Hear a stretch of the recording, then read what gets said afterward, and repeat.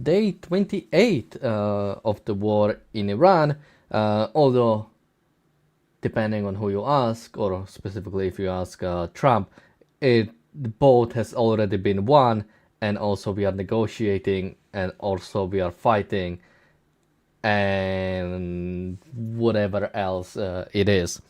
I've seen somebody message, I think it was on yesterday's episode, something like, don't look at Trump's words, look at Trump's actions.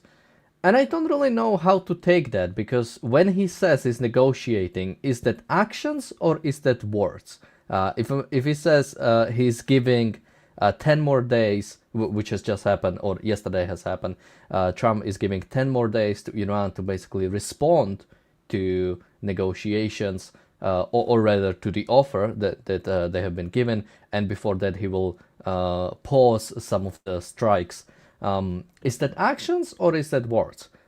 Because Iran says they are not negotiating, so maybe it's somebody different in Iranian administration that is negotiating, which I think that's sort of like the working hypothesis right now, because I don't really know, we don't really know what's happening, but well, we'll discuss that on today's episode of the Daily Objective, as well as many other things that I'm sure will come up later on, since we will be on for at least 4 hours, probably 5, 6, 7. We'll see. Maybe not that many. We'll see how long we'll go. But we do have many other things, especially after yesterday, since it was shorter. I actually got a lot of stuff saved from yesterday. So welcome to the Daily Objective. I'm Daniel, and joining me today is James Valiant. James, are those actions or are those words? A politician's words are actions. A politician, how does a politician act but by means of words? A politician passes a law, which is a bunch of words. A politician sets a policy or makes an executive order, which are a bunch of words. A politician negotiates, which is a bunch of words. A politician, if he comes to an agreement with another country, comes up with an agreement or a treaty, which is a bunch of words. Mr. Trump isn't there, on the streets doing law enforcement or in the field doing battle. What Mr. Trump is a policymaker, and his words are his only tools. All he does is sign documents and make speeches. And the only way we have to gauge how a politician will approach policy, his actions, which are only ever done through words, is through other words that the politician uses, speeches, policy positions. So when it comes to politicians, I find this particularly, we're not talking about a carpenter. We're talking, but even with a carpenter, I want to know his plan for building the bookshelf for the house or whatever. Words are helpful and important. Concepts are a necessary tool of thought for anyone doing any action. But for a politician, it is particularly egregious because a politician's only tools, in effect, are words. His words have meaning. We have to take it seriously. When Donald Trump says, I'm negotiating with Iran, what he's doing is he's telling you his moral blindness that he could negotiate with people who posed an imminent threat and who were seeking irrationally our death, and who were killing us. What he's doing is he's stating a moral position that, yeah, I'll negotiate with anybody on this planet, basically over anything on this planet. And that he's willing to trust people who've lied and broken every agreement they've ever made with the United States.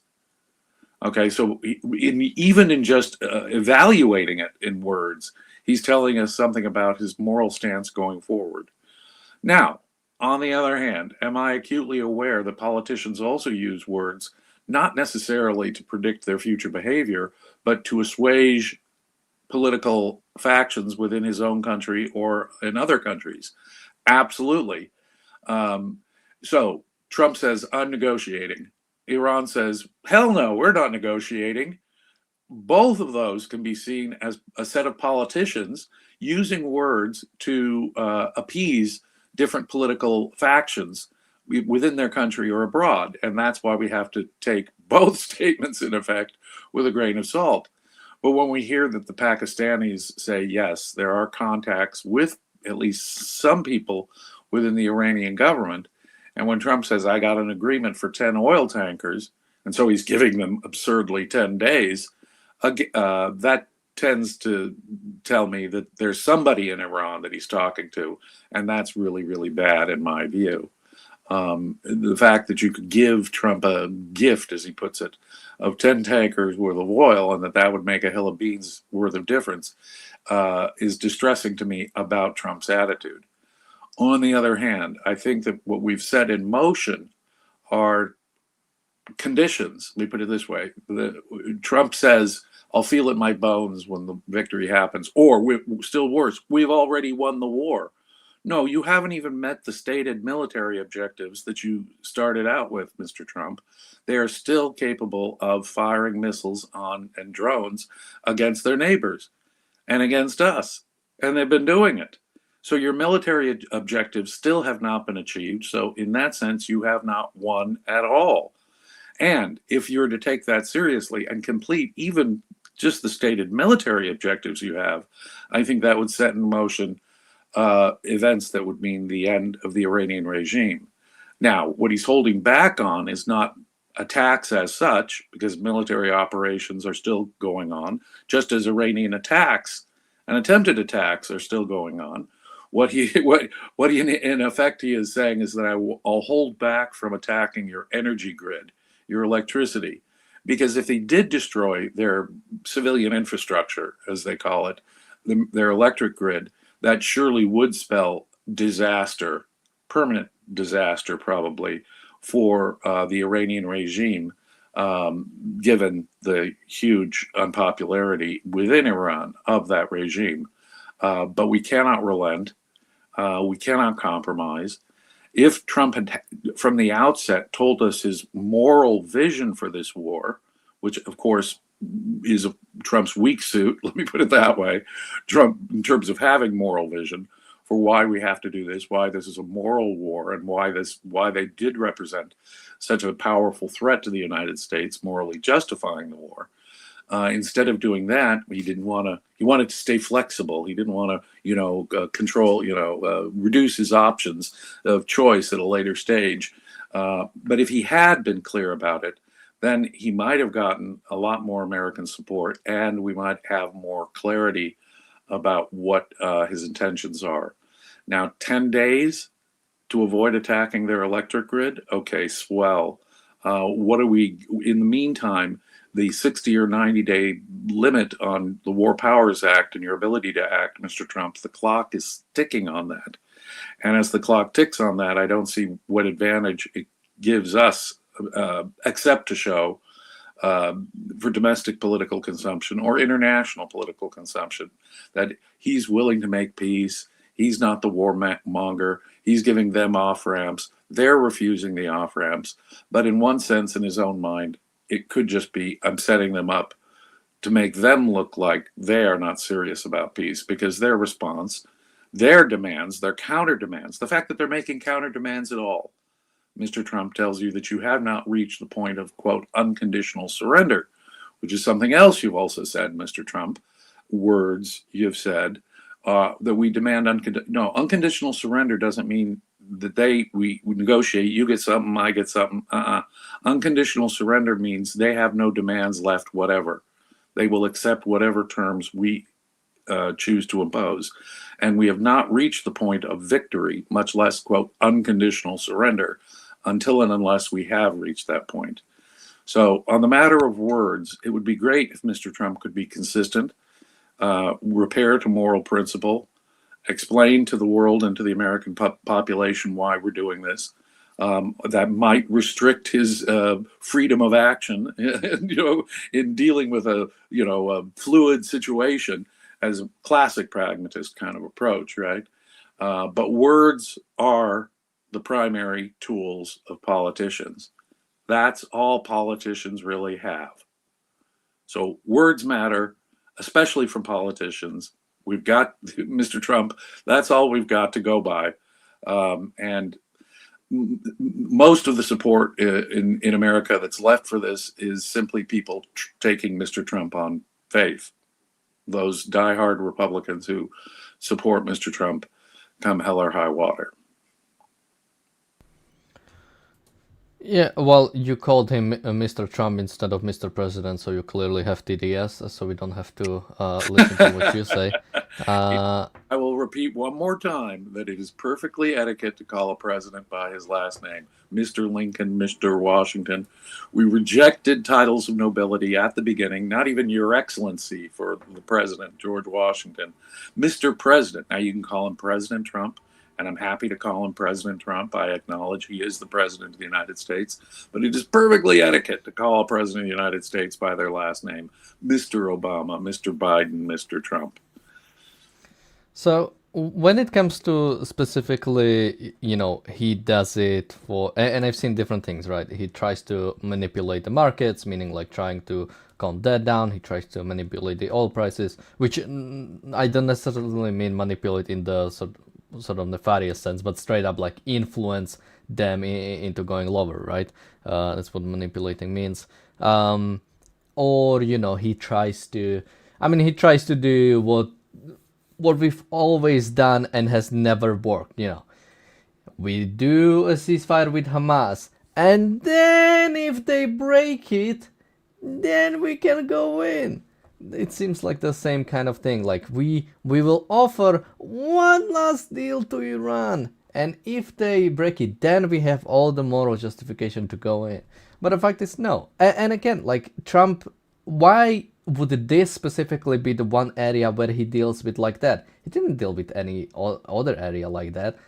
He threatened to invade Greenland for, I don't know, some few months or something. Like that has been going on. Like there have been several things where he like had no absolute consideration for what anybody else thinks. For the worse or for the better. There is like the self-esteemed way of not caring what others think, and then there's the sort of second-hand that I'll just do what nobody else wants me to do kind of thing, which I think is more on par with Trump.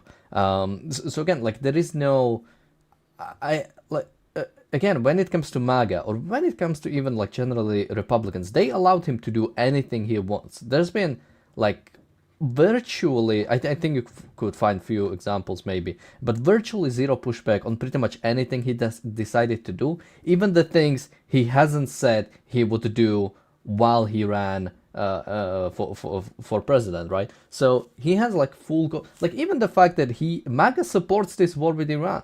I'm surprised. I thought there would be pushback, but no, MAGA is absolutely behind this war. Both to large extent, even the influencers, but to I think much bigger thing you have to worry about, the voters. The base is completely behind this war. There is no need to appease that. I think if he went to Congress, Republicans would give it to him. We already had first indication, the fact that they didn't vote for the Democratic vote to shut down this war, which again was mostly symbolic and wouldn't have passed. And it's sort of a different thing rather than to shut down something, Democrats say, rather than to bring in something of your own. But still, I think they would be fully behind it. Simply give them a way to explain it to their own voters, right? If you are a congressman, you need to explain it to the people that vote for you, especially with the upcoming midterms. Just give them a bone to like, again, Republican voters, unfortunately, they don't need much to appease you. I just seen a video of Megyn Kelly saying she will vote Republican this midterms.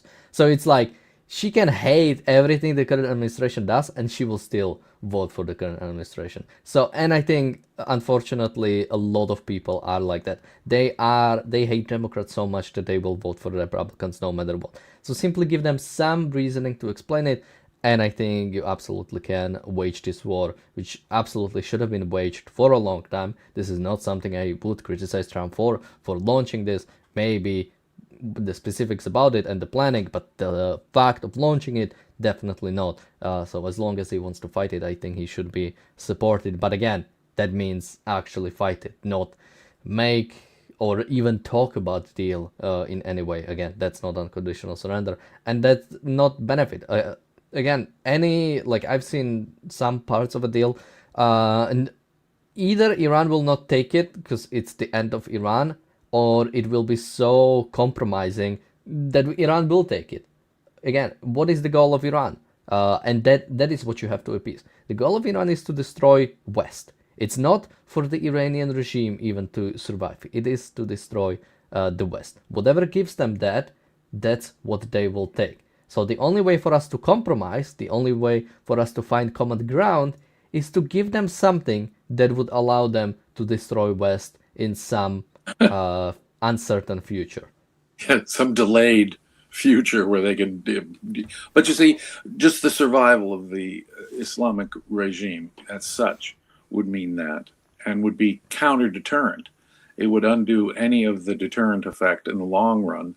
It might set their military back years. I don't know. And I don't know how far back how long it would take them to rebuild, but they would rebuild. And all you've done is simply delayed, kick the can down the road, and continue to forever war until you eliminate the Islamic regime. Now, as for the American right, I think that you're right. I think that those voices which oppose the war have marginalized themselves because MAGA has really gotten behind Trump, even on this war. And they're actually the voices that we most criticize here on the American right, who the ones, anti-Semitic ones, and the ones who oppose what's going on, have in effect marginalized themselves.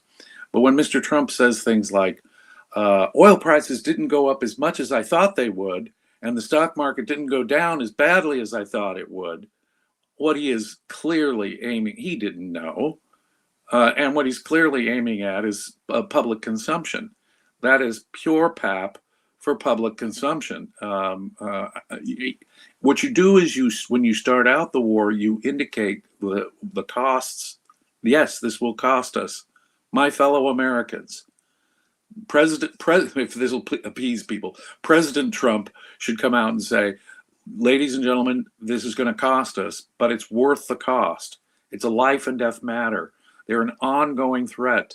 You would delineate their ballistic missile program. You delineate their nuclear program. You show how they're supporters of terrorism. You delineate the number of Americans that have been killed by this regime. You point out how they threaten international trade and so forth. You lay out all the reasons, and then you say, in the long run, it is worth it.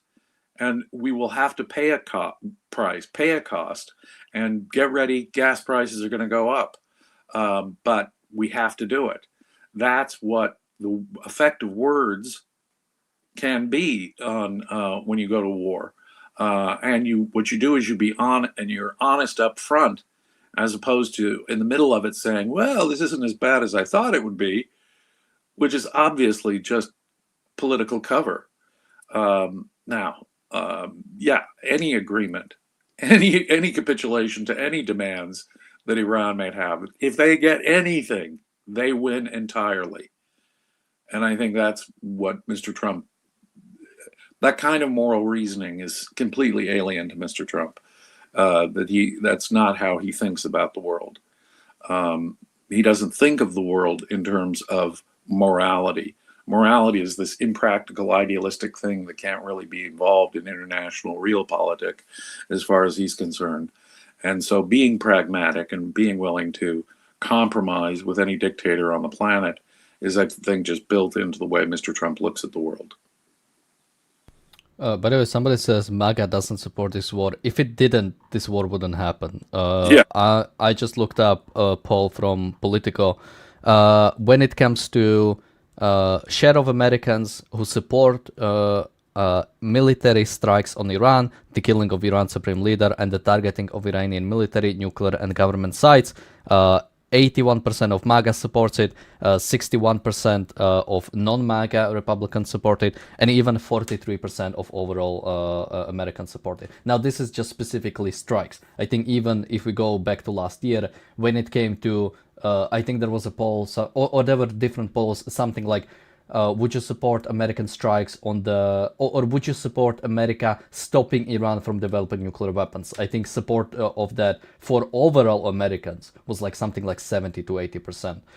So it was always there. Now, if you go to would you support achieving these goals even at even at the risk of lives of Americans or sacrificing the lives of Americans? The support goes lower, obviously, but for MAGA, it's still 58% that would basically support a full-on war or even ground invasion. This could be construed as. In non-MAGA Republicans, it's 44%. But again, that's Republicans who don't consider themselves MAGA. So overall, Republicans is still majority, and overall is 32%, meaning all independents and Democrats. And it's important to note that non-MAGA Republicans, those include what is the term neocons, is the term that they, the people who oppose Trump's, willingness to negotiate with anyone. In American sort of the term they used to use, isolationism. That's what Trump was elected on. I'm a peace president. I won't get us involved in foreign wars. So the non-MAGA Republicans represent some of the more hawkish elements, interventionist, if we can put it that way, foreign policy elements within the Republican Party. It's Mr. Trump they don't trust. If you talk about a non-MAGA Republican, those are the never-Trumpers who tend to come from the more hawkish. So, and then that just indicates the tip of another iceberg.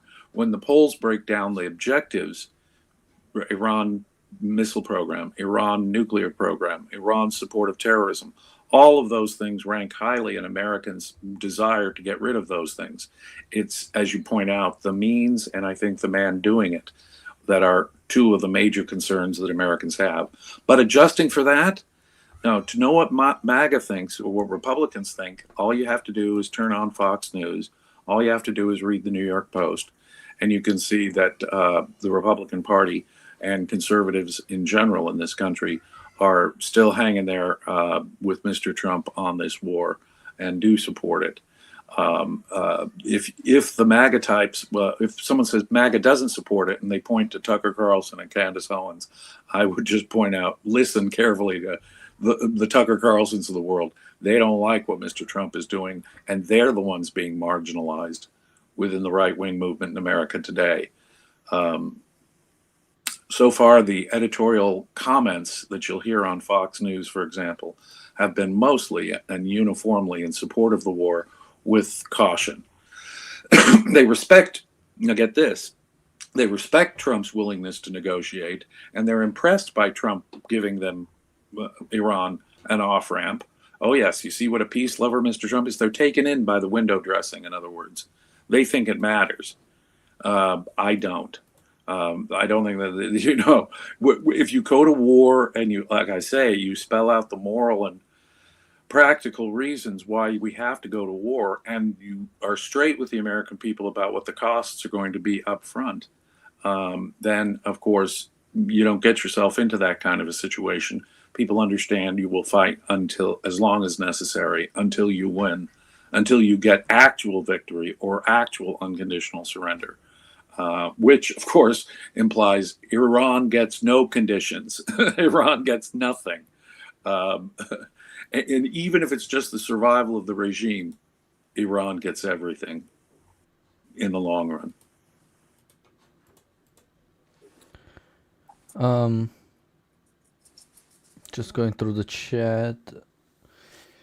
Somebody's asking if Trump deals, what happens then? Want to make this for a much stronger Iran? I wouldn't necessarily say. I mean, again, it would depend what kind of a deal. Like it has to be. Still remember, like we removed a lot of the leadership, a lot of like people who know how to do stuff. Probably no. I don't think. No matter what kind of deal, I don't think Iran will be like stronger than it was before. But again, that's not a justification that there should be a deal because Iran will be left weaker than it was before. No. Weaker Iran is still Iran that can kill Americans, that can kill Israelis, that can kill many other people. So no, I don't think, even if, and I think there is a good case to be made that Iran was hurt from this. Like even after 12-day war, Iran was weaker after the 12-day war. But again, you actually have to completely remove the threat. All it took was the 12-day war for us to get the uprising of 1 to 2 million Iranians and an uprising in every province of Iran that caused the Iranians to slaughter tens of thousands of their own people. So that was a weakening blow by itself. And now, in the wake of the last attack, which is systematically going after all of their military sites, which has dramatically, set back their missile program. Yeah, just right now, Iran is weaker. But if the regime should survive, even in a dramatically weakened condition, that's just kicking the can down the road. The real problem has not been fully addressed. So even if they are weaker, they still have this natural resource, oil, which they can sell to China, and which China can, in exchange, prop up and support a military program. Where do you think Iran gets its technology to build ballistic missiles? Where do you think it gets its technology to enrich uranium? Except from places like China and China's satellite North Korea. Obviously, China can rush right into the void and help out, and Iran still will have oil. I mean, that's why we have to go after the oil production facilities. That's why we have to go after their so-called civilian infrastructure. That stuff can be rebuilt, but only safely when there's an entirely new government that renounces the policies of the previous government. And until and unless that happens, unless we're confident. Now, again, I can't tell you how much they're weakened or how long it would take for them to rebuild if the regime survives. Indeed, after this war, which was much more significant than the 12-day war last year, which already inspired an uprising by the Iranian people, I cannot measure even if they're strong enough to stay in power right now. But let's assume the worst, because the one big lifeline they could be given is an agreement with the United States. Continue with their civilian infrastructure in place and resuming their relations with China and so forth. That is unacceptable. And in the long run, as I say, that's only kicking the can down the road and, in fact, serves as counter deterrence. It will only encourage Islamists everywhere. It will only encourage enemies of the West everywhere if the Islamic regime survives. But how long it will take them to rebuild, their ability to rebuild, their ability to fight back another uprising, those are all unknowns to me. But I don't want to leave it to unknowns. In order to achieve safety, to end the threat, we have to end the regime. And that means going after their, quote, civilian infrastructure, end quote, like their energy grid. And I'm sorry for the Iranian people, but for the better part of 50 years, the Iranian people have been under horrific oppression.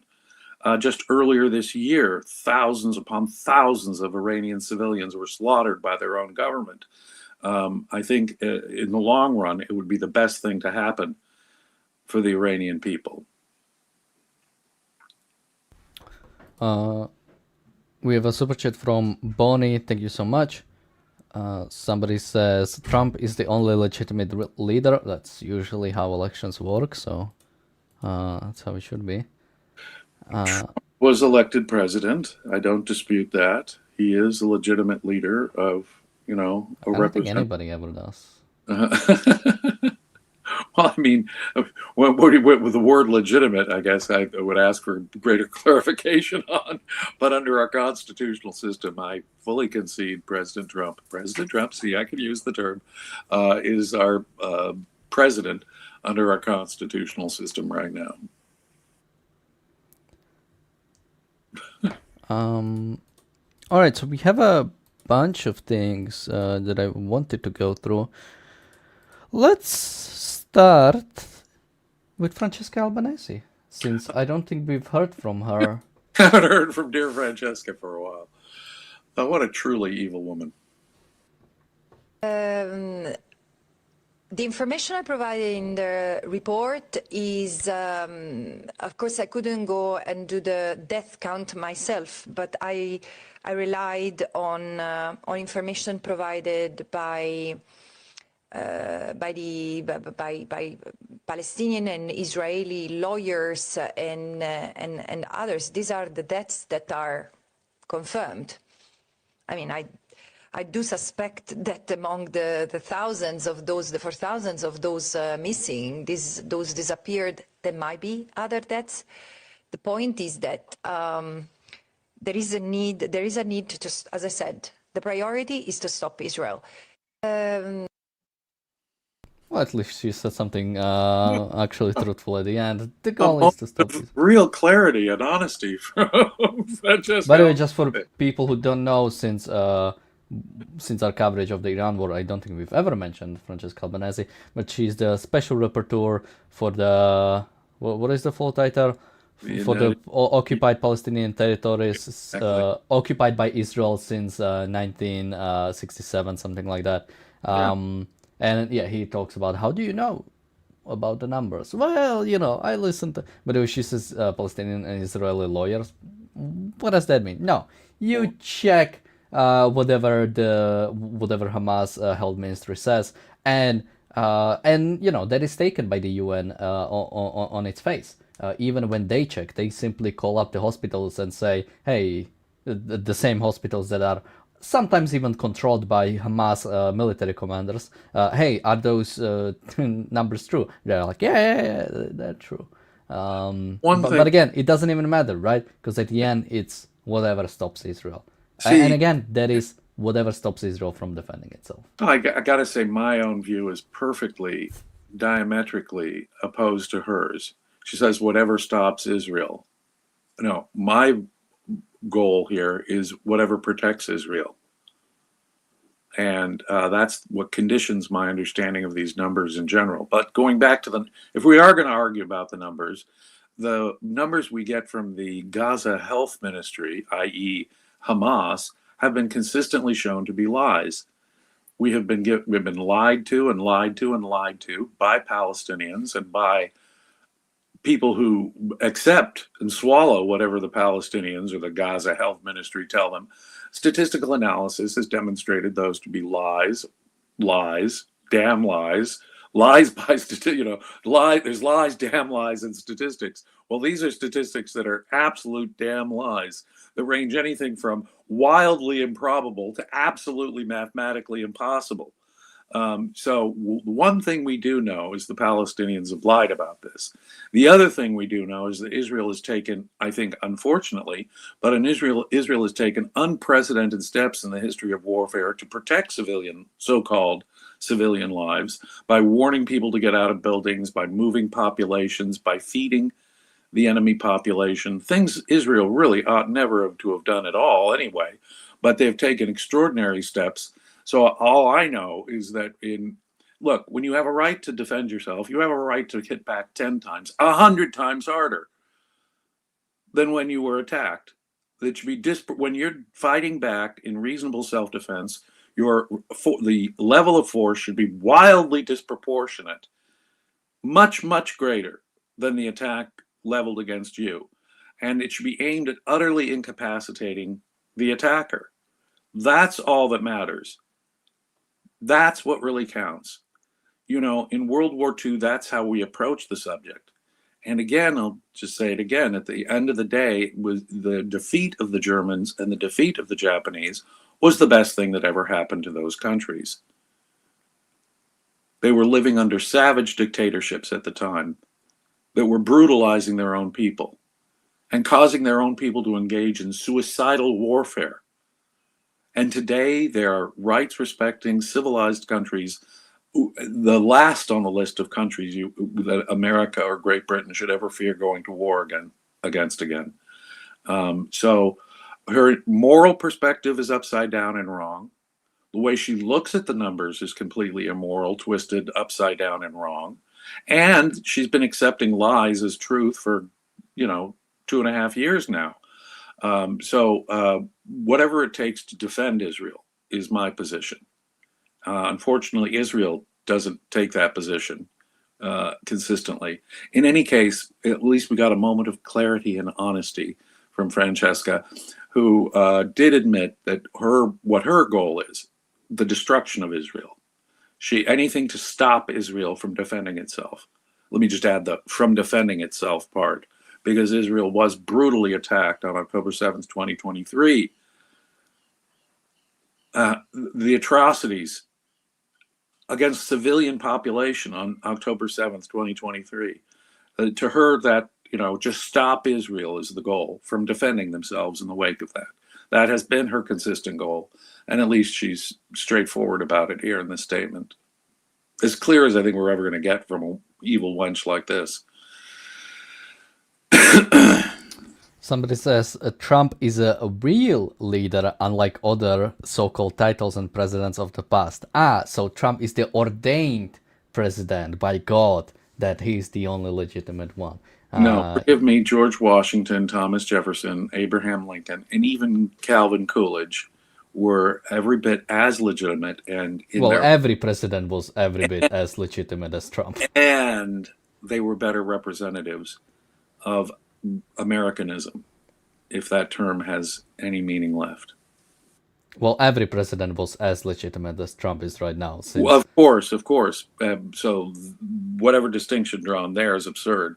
But if you're saying that Trump is somehow superior, more morally legitimate than George Washington, Thomas Jefferson, Abraham Lincoln, or even that's Calvin what Trump Coolidge, said. Yeah, that's in my view. I'm an atheist. In my view, that's sacrilege.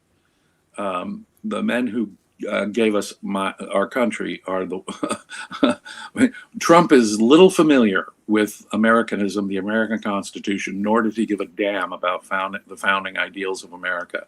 It is really only domestic politics that keeps him in line that way, in my humble estimation. Well, with this, let's take a look. There's been this guy, Rick Sanchez, on Russia Today, and he had the Professor Chiang on. So let's take a look at what his evaluation. More with the professor, huh? What his evaluation of the war is right now. That's what he hopes will happen. What do you think is more likely to happen after this assault this weekend? So right now, we don't know how this assault will take place, but we have to remember that the U.S. military is very deadly and very efficient with these quick strikes. So we're going to imagine that if it happens this weekend, there will be air bombardment of the coast to knock out Iranian air defenses, and then the Marines and the 82nd Airborne Division will swoop into place. Now, analysts believe that they are targeting either Karg Island or, as you mentioned, Qasim Island, or maybe even a naval base near the coastline. But it's entirely possible that they will target all three all at once. It will be a multi-vector assault, almost like D-Day, because that very much is what Trump wants. He wants fireworks. He wants good television. He wants to control the narrative. Yeah. Okay, so not that much is said here, or there's a few more clips, though. I don't know, James, do you have any thoughts on this one? No. I mean, I don't, look, if you have any, we've done analysis of this guy. I mean, he's perfectly out to lunch and disconnected from reality. In general, I have no doubt that Trump wants, fireworks to look good. But I also think he's discounting the very real possibility that Trump has laid out, that if he gets an agreement that he wants, he's happy to stop without the fireworks. I don't think Trump realistically thinks that's what's going to happen. I don't think that analysts can really believe that the next 10 days will make a hill of beans worth of difference. But the fact that Trump is willing to negotiate with anyone at any time, I think undermines what he said there. Now, on the other hand, I think taking Karg Island might make a lot of sense. You would thereafter control the Iranian economy, pretty much. And that would be a decisive factor in controlling what happens in Iran, if America chose to take that route. And although Marines and the famous 82nd Airborne Division are on their way, I am not convinced that they will be used at this point. I have no problem with them being used, by the way, if it does give America leverage to control whatever regime emerges in Iran hereafter. I don't think it'd be much of a to compare Carg Island to D-Day, I think is also a bit of an exaggeration. I don't think it would take the equivalent of storming the Normandy beach, to do that. I think that America and Israel have achieved air superiority. The territorial ambitions in Carg Island are much more modest than reclaiming northern France from the Nazis in World War II. Well, let's take a look at That's what he hoped. next clip. If a U.S. president were to learn if a U.S. president were to learn to work with other countries, especially China, Russia, and Iran, the world would be a much better place. The world benefits more from trading with each other than funding each other. Unfortunately, there are some structural issues in America that cannot be addressed in the short term. The first major, Like not wanting to appease dictators and all that ideological stuff. Unbelievable. Working with dictators only creates a threat in the future. America has worked with dictators in the past, and it has burned America every single time we've attempted to work with dictators. I can go down a long list that I've gone through before many, many times, but America's track record in, quote, working with dictators has been its most counterproductive policy principle over the last century or more. When we work with a Shah, we get what? Iran. When we work with détente with Russia, we only aggravate the problem. We worked with Russia during World War II. We ended up getting what? A third of the world for the next 50 years under the Soviet thumb. No, America consistently creates the enemy that it will eventually have to fight, or it creates a counter movement within the country if we work with dictatorships. Working with dictatorships has been both a moral shame and a policy which has come back to bite us in the rear end every single time. The moral is the practical. We betray the people of a dictatorship and make them our enemies, the people suffering under a dictatorship, and make them, in a sense, rightfully our enemies to the extent that we support, deal with, sanction, have any dealings at all, indeed, with a dictatorship. Something America ought to avoid on principle. So this man does not understand. Again, notice the theory practice. This is something objectivism is very unique about. The moral is the practical. In his mind, there is, when it comes to international politics, in this professor's mind, it's all a question of practicality, in a sense, real politic. You see how this trade will advantage all of us? No, it does not necessarily advantage all of us. If China steals our intellectual property, we're getting ripped off. The trade is lopsided. If we trade with peaceful, rights-respecting countries, then it is a win-win and should be absolutely engaged in. When you deal with a dictatorship, what you're doing is subsidizing and sanctioning your enemy, your future enemy. This guy doesn't understand the relationship between the moral and the practical. This guy apparently has no problem with dictatorships in general, you see. He doesn't look at it through, and he would think, oh, see, what a quaint old-fashioned view to look at the world in moral terms where dictators are bad guys. Yeah, well, dictatorship is the cause of war. Dictatorship, they do not mean to live at permanent peace with the United States. You could just hear Putin's ambitions to restore the greater Russia. You can hear it in the implicit demands of China to take Taiwan and dominate the Pacific.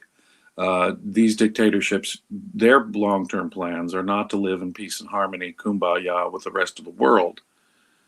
No, and any trade and interaction we have with dictatorships can only be to the disadvantage of America and the West. The moral, is practical. And again, and those should be judged, like when it comes to dealing with, let's say, authoritarian states, it should be dealt with, okay, but what is their actual goal? Because, I'd say we allied with a few dictatorships, if not authoritarian states, in the past that turned for the better. Taiwan and South Korea would be a big example. But the desire, I don't know much about South Korea, but the desire of Taiwan was to liberalize. Yes. Similarly with Ukraine, that it might matter.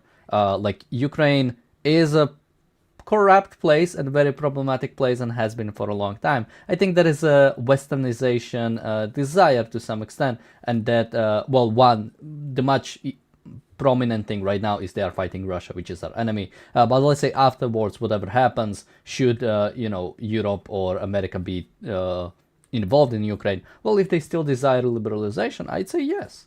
Right. But that is not the desire of China or Russia or Iran. They do not have a desire to liberalize. And wait, who said that? Who was that? Who's like, Iran is only authoritarian because it has to deal with Western threats or something like that. I'm trying to remember who said that. What was it, Cheng Yuger or? That is just absolutely insane. No, I mean, think about that for just a few minutes. The only reason they're yelling death to America, the only reason they're developing ballistic missiles is because of our actions. That is absolutely insane on the face of it. But when it comes to an actual war or actual conflict, the side that you can take, though, you pointed out something very important. The side willing to liberalize. And besides, it's a compared to what situation? There is no perfectly free, frankly, civilization on the planet. I include Great Britain and the United States in this. So it's always a compared to what kind of situation. And especially when you're in a conflict, it is, and that's why, and again, I'll recommend for the umpteenth time that people read Ayn Rand's brilliant essay, The Roots of War and Capitalism, the Unknown Ideal. It's always the comparatively more authoritarian country starting the war against the comparatively freer. And so it's a comparative thing that I'm going by here. So it's a compared to what analysis. But if we were more principled about not having optional relationships with dictatorships, which we've done over and over and over again, where we really didn't have to. Take, for example, our alliance with all of these sundry Muslim countries in the Middle East. We don't have to do that. That's an optional element. Now we're involved in a war. Okay, their role, in my view, there's a different way of analyzing that. In my view, on the other hand, it's not to keep these our role here is not to keep these monarchies, these Islamic states in power. That can have and should have no bearing on what we do, even if what we do is to act to defend them in this context. And you're right. If we come in and do it the right way, what we do is we encourage and maybe even demand liberalization from those countries that did benefit from what America does. And there has been some of that. More often than not, though, our support for dictatorships has come around to bite us in the rear end and turn the situation into something much worse. Yeah, and again, and it depends what is the nature of those states. He says, we should simply have relationship with China, Russia, and Iran. Again, Russia is invading Ukraine right now. Like this is not like they did it because we don't love them enough. Like there's some kind of child that like lashes out. Their desire is to take control over some of the surrounding countries. Invasion of Ukraine or some takeover of Ukraine would have happened no matter what our relationship Israel with and Russia America, don't you know, seek hegemony, whereas Russia, China, and Iran are simply reacting. Now, talk about a morally twisted viewpoint. America and Israel just want to live at peace with their neighbors and trade peacefully with the world. Russia, China, and Iran want to dominate their regions aggressively by force. Russia has invaded Ukraine. China wants to take over Taiwan. Iran supports these terrorist proxies throughout the Middle East and indeed the world. No, these are aggressive dictatorships. They're the ones who, by their actions, are seeking some kind of hegemony. Israel and America would love nothing more than just to live at peace with the rest of the world in a mutually beneficial trading relationship. This guy's upside down, backwards, inside out, and crazy because he will so easily ascribe hegemonic ambitions to Israel and the United States for which there is no evidence. Whereas if you look at Iran's behavior, Russia's behavior, it's quite clear who is seeking to aggressively dominate their regions. Okay? Yeah, although again, if you want to talk about American hegemony, there is the kind of America is the leader of the free world. There is the kind of ensuring the freedom of trade. I mean, or at least the transition or sort of transporting resources around the world. That is something America has been doing, but we are not saying it is something like America annexing Mexico. Well, when America, is the main funder of NATO, for example, and takes a disproportionate share in supporting NATO, do we come in and tell the countries of Europe or the European Union how they have to do business? No, we don't. What we do is we defend them from Russian threats. What we're doing is saying that your defense and your freedom and independence is of vital interest to us. The problem would only be nearer and more threatening if you guys weren't there. And besides, we want the win-win situation of trade with Europe. NATO does not cause America to impose its political will on other NATO members, at least in a non-defense context. At least it shouldn't. Well, we have a super chat from Daniel. Thank you so much. He says, leave Professor Jiang alone. He's a national treasure. Which nation? And we have a super chat from Gail. Thank you so much. It's funny listening to two guys. Yeah. As an American, he is no national treasure. He is, first of all, he's wrong factually. His analysis is morally corrupt. He is a poor thinker. He speaks in word salads. As a professor, I don't know how he has a job, but I'm not sure what country he holds his loyalty to, but he's a national shame to whatever country that might be. Well, it's China, so yeah, I think he is a national treasure there.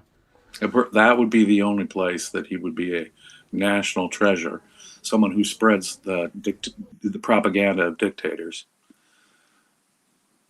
Structural issue is the dominance of the military-industrial complex that thrives on international conflict, right? Oh, the military-industrial complex. So again, just a reminder, which I have to do. I need to do like an audio bit.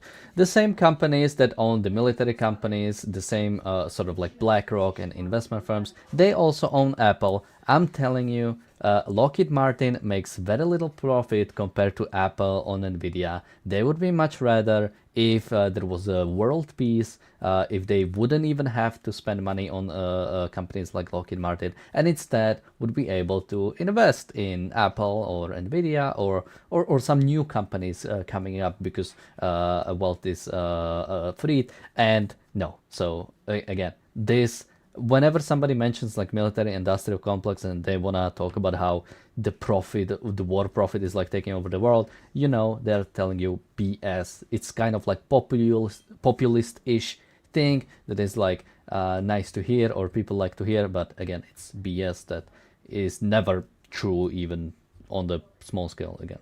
Yeah, if it ever made sense, America should be at war all over the place at all times. I mean, if there was any shred of logic here, I would expect a whole lot more war to be going on.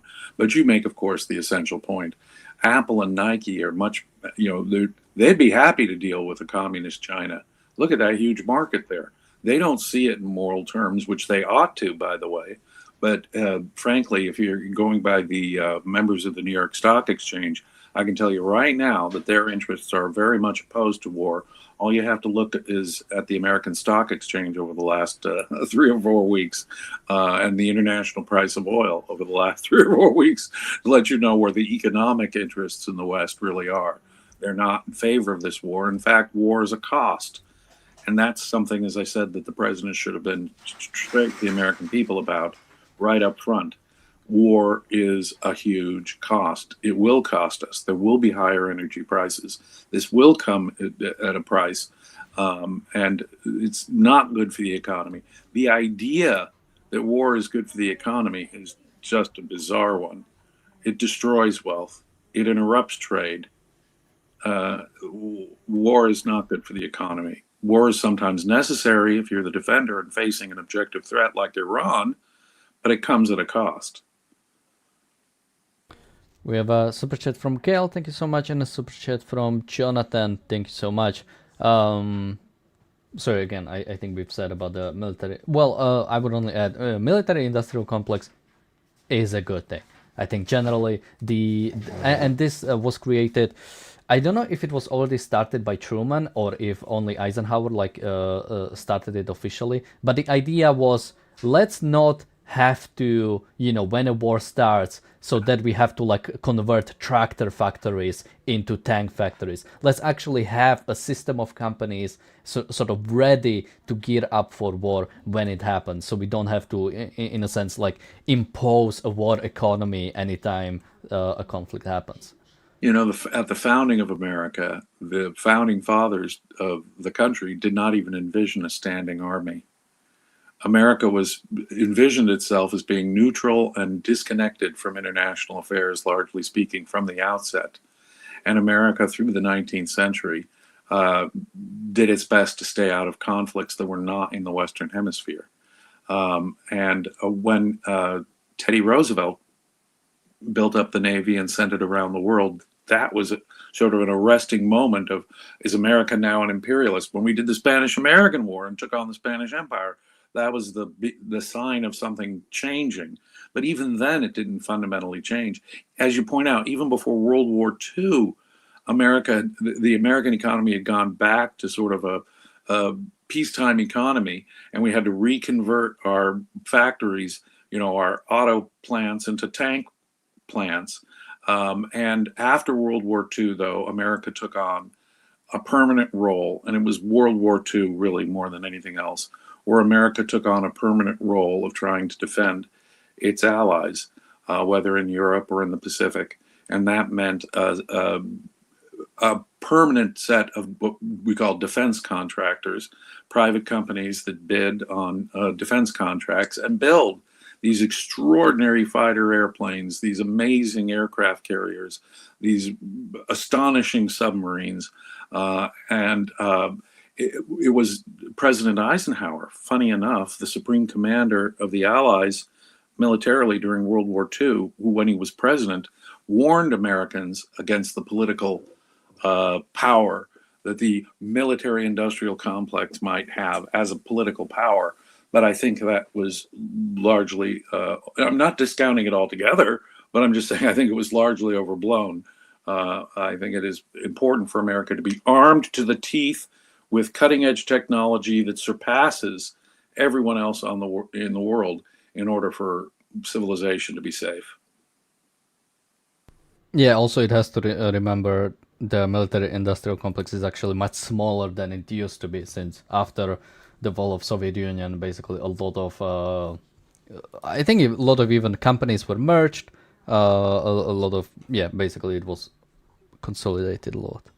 This is true. And, when a dictatorship like the Soviet Empire falls, an evil empire like that was armed to the teeth, there is a peace dividend. But to wallow in that peace dividend while ignoring the rising threat of Islamism, for example, I think was a big mistake. Let's take a look more. Right? So, this war, even though America's losing this war, they will still generate billions in profits. Yeah. And that's just how the military-industrial complex works. That's problem number one. Yeah. Problem number two is that, unfortunately, by the way, China, Iran, Russia all have military-industrial complexes. So, of course they do. Is it a different kind of profit, or they do it on behalf of the people? Are there military companies co-ops? Are they owned by the workers, and the profits are distributed? Come on. And Iran, which supplied Russia with drones, is now itself getting supplied with drones from Russia.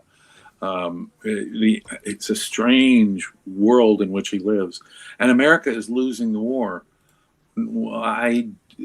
Our missile production facilities in the United States have not been bombed. Our missile launching facilities have not been impacted.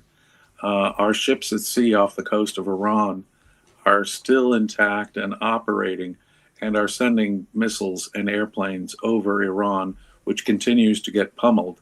The entire Iranian leadership, at least one tier of which was wiped out early on. And he says America is losing the war. Losing the war. America could lose the war easily, but it won't be for lack of military technology or a capacity to win. We have all the capacity in the world to win, and we are doing a devastating job at wiping out the Iranian military. Now, the question is, will it be a victory if we stop short of completely destroying the regime, which we also have the capacity to do? But on what planet does this guy come from when he says America is, quote, losing the war? Has Iran gained territory? Have they increased in their military might and capacity? No, they've actually been set back years in terms of their military capacity. Think of all of that technology that Iran got from China that was eviscerated in the last 3 weeks or so. I mean, China's losing, Russia's losing, Iran's losing. They're losing major interest. Their assets, military assets that they sold or gave to Iran, are being destroyed. Iran is facing isolation from the world without getting, frankly, much help from their allies, China and Russia, which are limited in what they can do to help. But Iran is winning the war. Okay. Has Mr. Trump been wiped out with half his cabinet? The equivalent happened in Tehran. Have military bases in the United States been turned into rubble? That's what's happening in Iran. No, but in this guy's way of looking at it, Iran is winning the war. Now, with negotiations, could Mr. Trump, without any real cause, snatch defeat from the jaws of victory? He could easily do that. But the idea that America is losing in any military sense this war is so he's either psychotic or he's lying.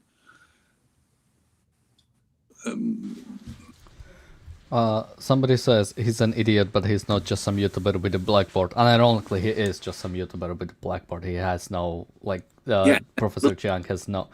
he's not a professor, by the way. He doesn't have any education. I don't know but why. we are, sorry, James, we are joined by Stuart, Hi, Stuart. right now. We are talking about Professor Chiang, so we'll play a video, a little bit more from the video in a second. But even if he were a real professor with a real PhD, I would have to caution you that does not make someone either an expert or make their facts true or connected to reality, his opinions connected to reality in any way, shape, or form. I fear Trump will make all the losses and all the effort worthless, or still worse, counterproductive, counter-deterrent at the end of the day by cutting some deal. But all I can do is hope that Iran is completely irrational and forces Mr. Trump's hand and to wipe out their energy grid so that the regime really does look like it will fall. But I'll shut up now, and you have an intelligent man like Mr. Margolis, so I can be quiet now. Hi, Stuart. Hi. I didn't see the clip that you apparently are discussing, but it sounds like somebody is saying that Iran is winning this war. I don't know what his reasons are. I think that there is a case to be made. Iran, as James pointed out, they've been militarily devastated. The problem is that all they need to do to, essentially win is just survive, because they don't care how devastated their people are. They are a death cult. So, as long as they are able to maintain power for them, that is a win, even if they're living in rubble. So in that sense, like I said, I didn't hear the clip. I don't know what he's talking about. In that sense, though, as long as they are still in power, they are winning. And that's why I think the only reason to go into, or, we should not have gone into this war unless we were determined to change the regime. And Trump has been all over the map on that, so unfortunately, I do think that the most likely outcome is that Trump will, declare victory and walk away, leaving the regime, militarily devastated, which is all to the good, but still in power, still a death cult, still oppressing their own people. And then they will just, and still having, oil wealth. So they will just over time rebuild all of their capabilities. Unfortunately, I think that's the most likely outcome, but that would be, as James said, that would be just a devastating defeat for the U.S. And it's not a military defeat, really. It's a defeat brought about by our lack of will. There's nobody doubts that we have the superior military. And it's been very impressive what we've been able to do with Israel. I think a lot of the strategic credit probably should go to Israel, but we have a tremendous military capability, but without the ideological will, without the moral certitude to really pursue this properly, I worry in the end it could make the whole situation there worse. I hope not, but that is certainly my worry. Well, let's take a look more. Unfortunately, America is controlled by the baby boomer generation. And the baby boomer generation are used to the unipolar world. They think that it is their birthright to have the unipolar world. And so they cannot possibly accept America in decline. And so if you just look at polling, most Americans are against this war, but baby boomers are actually more supportive of this war than other generations. And I think that's because the baby boomers can't really face any consequences. If America loses this war, not a big deal. If America wins this war, then they can still vacation in the Mediterranean and feel good about themselves. Okay, so the baby boomers are a huge problem. And honestly, they're not dying. They'll probably live to 100 on average. And the third issue is just the mentality of America's foreign policy elite, where both Democrats and Republicans believe that America has the right to empire. America makes the world a better place. If America were to lose the empire, then the world would go into the garbage can. I mean, this is straight up just true. I mean, not the American empire part, but sort of the unipolar America being the, in a sense, the decider on the international stage. I don't know in what world, multipolar world is a good idea. I mean, this guy likes it because he is a fan of China, he's a fan of Russia. But in what, like, imagine being like any country and like, who would you rather have to ensure your international security or whatever? China or USA? USA or Russia? It's clear what the answer is. James. America does not impose a political system on its allies. What it calls the American empire is an America that simply says, you want to live in peace and trade with us? We're happy to do so.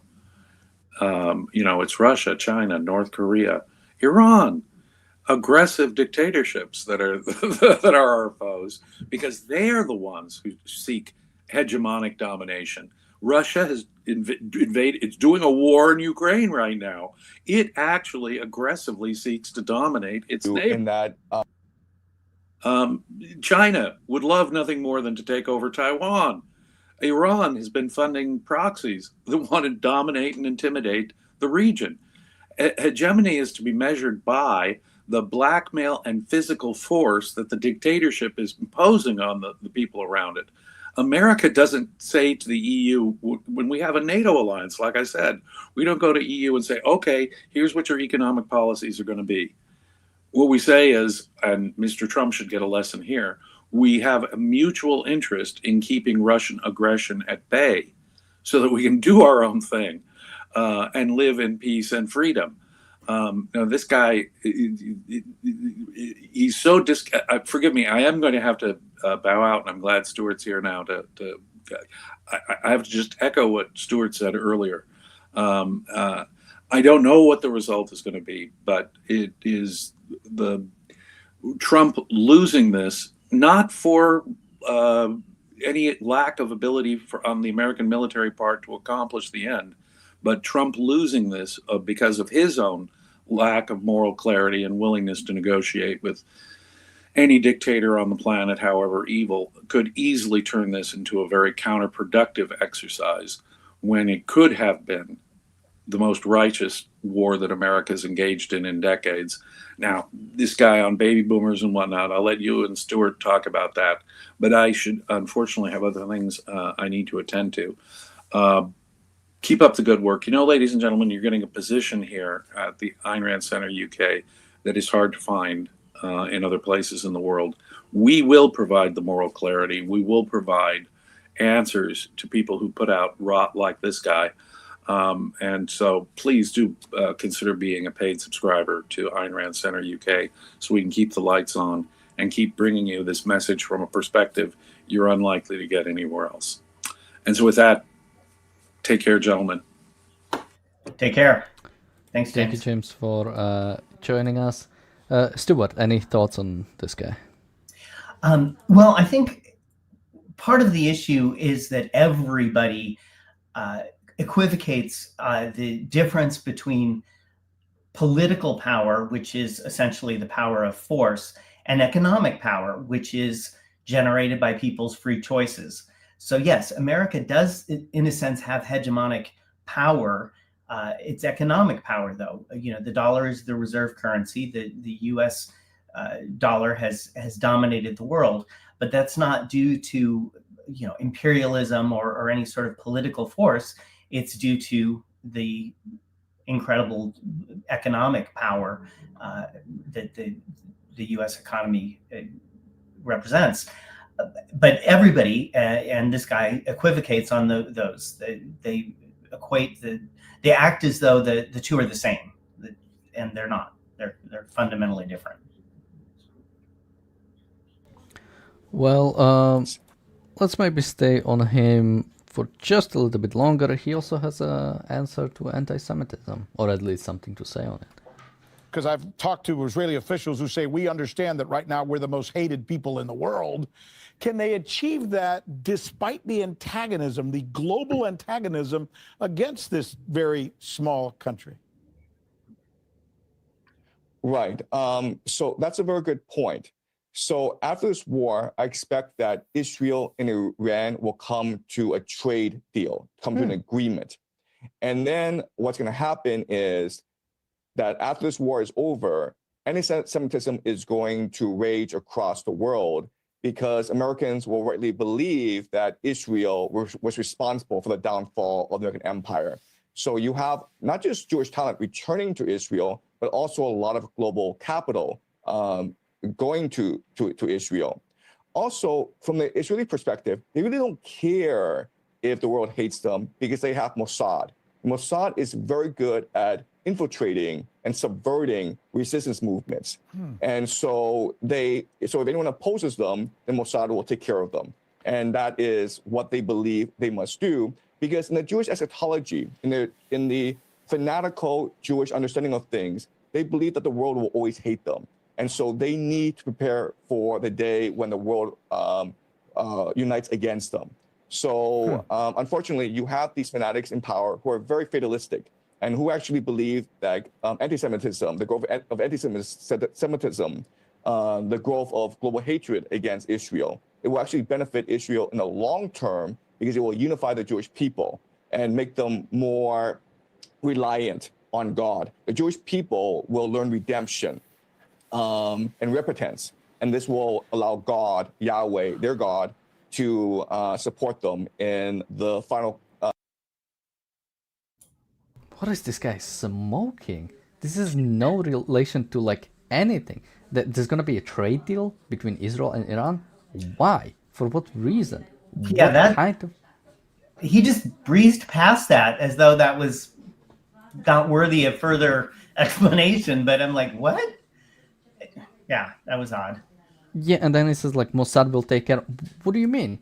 So let's say there's some Islamists in like Dearborn, Michigan, with like Mossad is going to do, and what do you mean take care of that? Like join that organization and destroy it from like inside, or kill those people? Like again, what are we talking about here? And what else he said? Oh yeah, I mean even the fact the way he talks about God, like that is not how like Israel or Jewish people don't have that much involvement with God. Even the what is like the joke? It's something like even the religious people don't believe in God, and it's like it's just Israel is so secular that talking about it in this way makes no sense.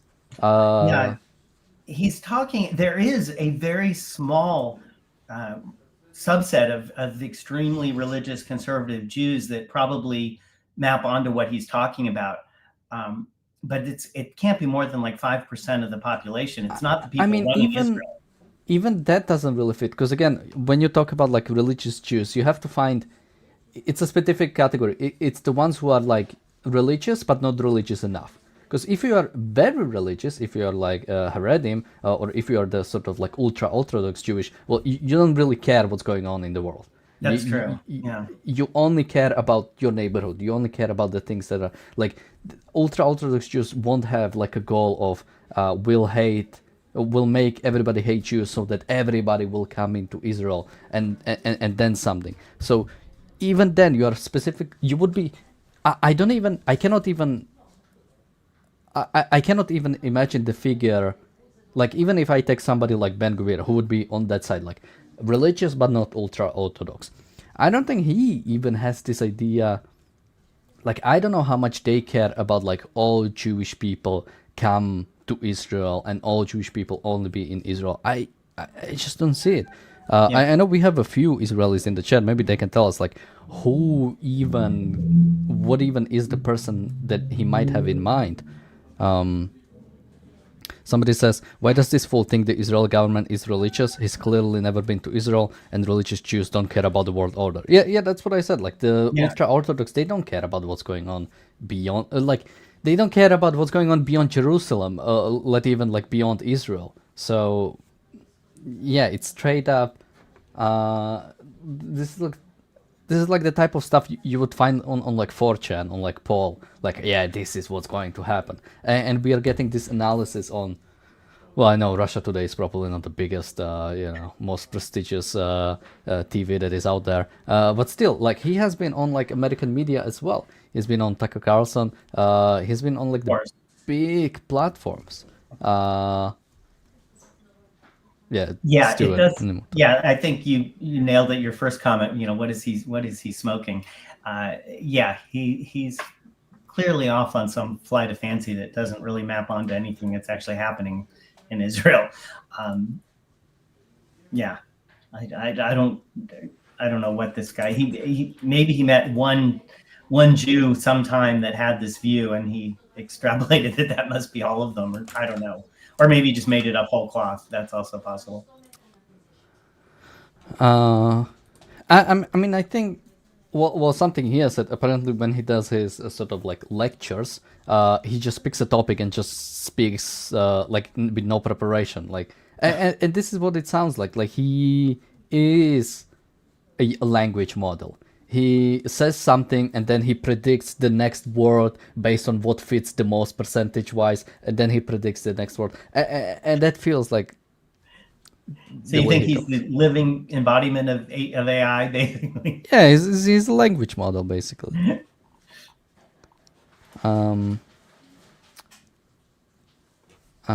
Somebody says, I don't like this professor, he talks a lot of BS, just wants clicks, I guess. I mean, I think it's a popular thing. People like grand conspiracies. And I don't mean in like actual conspiracy, but sort of like a grand explanations of everything. Because if you can say everything is fueled by money, or everything is fueled by this like one specific thing, the Jewish people are moved by Yahweh, by this one prophecy or whatever. It's a convenient way. It's an easy way to like explain everything. I mean that I think is why fundamentally anti-Semitism is popular, right? You can just blame everything on the Jews. It's it's convenient way of it makes you content. It makes you so you don't have to learn anything. You don't have to actually believe that the world is complicated. And maybe if you want to talk about something, maybe you should learn something. And that maybe I mean, in a sense, it reminds me of the when like people who fail at school say, well, Mark Zuckerberg was never finished college, or never finished university, and he was successful. Like billionaires don't finish a thing. Yeah, but like Mark Zuckerberg left Harvard. You left some middle of nowhere like high school. That's not the same thing. So it's the same kind of thing. Like knowledge is important, and you cannot take like a shortcut to it. Yes, but I think it is perhaps built into our psychology to look for all-encompassing, easy explanations. It's lazy, but it's comforting. Yeah, as you said, it's if you can find that one thing that explains everything, then you don't have to do all the hard work of actually analyzing all the data and the situation and the history, and that's hard. There's a lot there to deal with, and if you can just come up with an overarching explanation, oh, it's all greedy capitalists, or it's all the Jews, or whatever, just some quick and easy explanation, it just then you don't have to go to all that hard work. And I think that's appealing to a lot of people. Well, let's stay on him just a little bit longer, but I think after this one we'll go to some other clips. So we also have to remember that Russia and China are strong allies of Iran. So Iran is a pivot point for Russia's north-south corridor, and Iran is also a pivot point for China's One Belt and Road Initiative. So it is in the best interest to help Iran rebuild as soon as possible once this war is over. So with the financial and industrial assistance of China and Russia, and with the control of Strait of Hormuz, then we can expect Iran to come back much more powerful than before. In many ways, Iran will come out a major winner of this war. Wow. In the long run. In the long run. In the long run, yes. So we also... What's a long run? Like 5 years or like 500 years? Like what does it mean? And like again, this is like such a broad, like with the cooperation of China. Well, why didn't they give it before then? Like, why would suddenly now there would be cooperation or like support from China? What does it really mean? What about the sanctions? What about everything else? Like, it's just straight up like makes, like, it's for people to feel good or something, like, yeah, Iran will be strong and America is fell. Like, I've seen that apparently there's a new subreddit, or relatively new subreddit on Reddit, something like World War III or something like that, and people there are just like praising Iran, like complete fans of Iran. Like, they just cannot wait for Iran to destroy the West, basically. And those are probably Westerners. It's and those are Jiang watchers, I would assume. Sorry, they're what? Like watchers of this guy, Jiang. Oh yeah. I mean, anyone who's rooting for Iran is just evil. That's just, I'm highly critical of Trump and the whole way this war has been executed, but there's just no way around that Iran is an evil government. It's they're completely illegitimate, and what needs to happen is they need to be utterly destroyed, and something better take its place. I do worry, as we talked about with James, if Trump ends up cutting a deal, making some sort of claiming victory, but in any way letting this regime stay in power, then I do think ultimately that will be a win for Iran, because despite the fact that that so much of their military has been destroyed, if they remain in power, that will be seen by them as a victory, and it will be seen by much of the world as a victory. And yeah, probably Russia and China will then rush in to help them rebuild. And I think that would be horrible. But I do think that that's a very plausible scenario, unfortunately. Yeah, I mean, here I'm still thinking, because Iran is like in such a terrible state, even economy-wise. I'm wondering if once the external possible unifier disappears, like, although if it is just some sort of a deal, maybe it will give enough to Iran to sustain itself. But I'm wondering if it's just sort of like over no matter what. Like Iran is so much beyond the point of coming back that it will fall apart no matter how much the other states will try to, or even us. Like in a sense, even we cannot stop Iran from collapsing at this point. Although maybe not. I hope so. That would be great if, you know, if in 6 months or a year the whole regime fell apart. That would be fine. Yeah, and I do think that is possible. And clearly, the majority of Iranian people are not behind this regime. So I hope that somebody is, you know, in Israel or U.S., somebody is figuring out how to get arms and logistical support to the opposition in Iran. I'm sure it's not easy, but I hope somebody's working on it. Well, let's take a look at Grant Greenwald and what he thinks.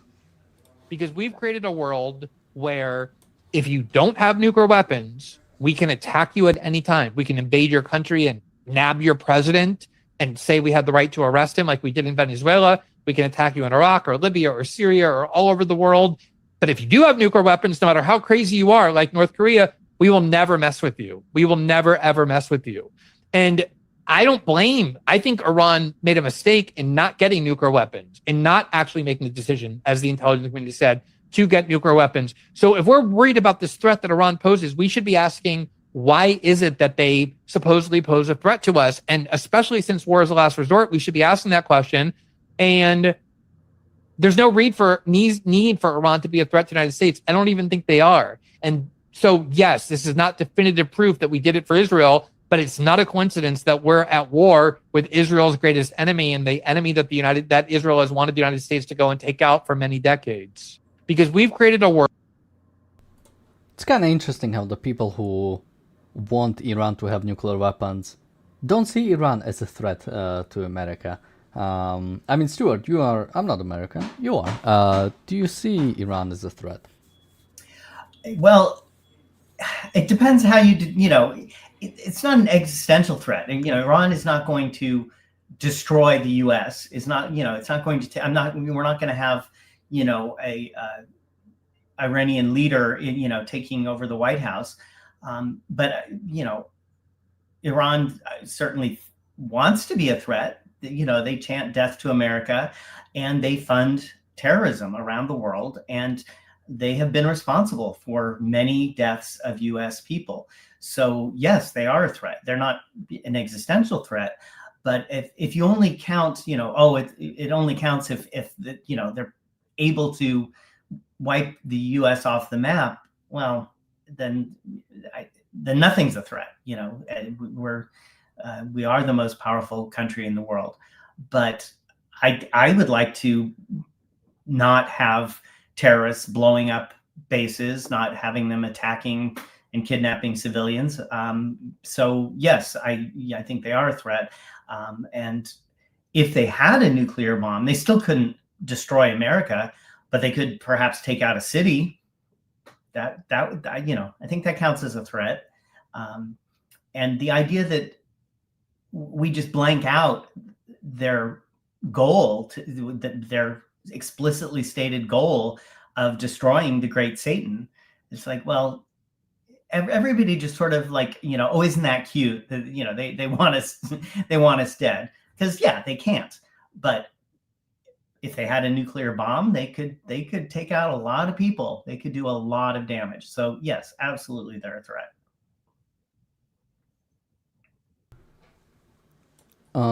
Somebody said, Deborah in the chat, a member in the chat says, another ignoramus who doesn't give a damn about all the Americans killed by Iran and proxies over the last 47 years. Maybe their missiles can't reach the US, but they can reach European capitals.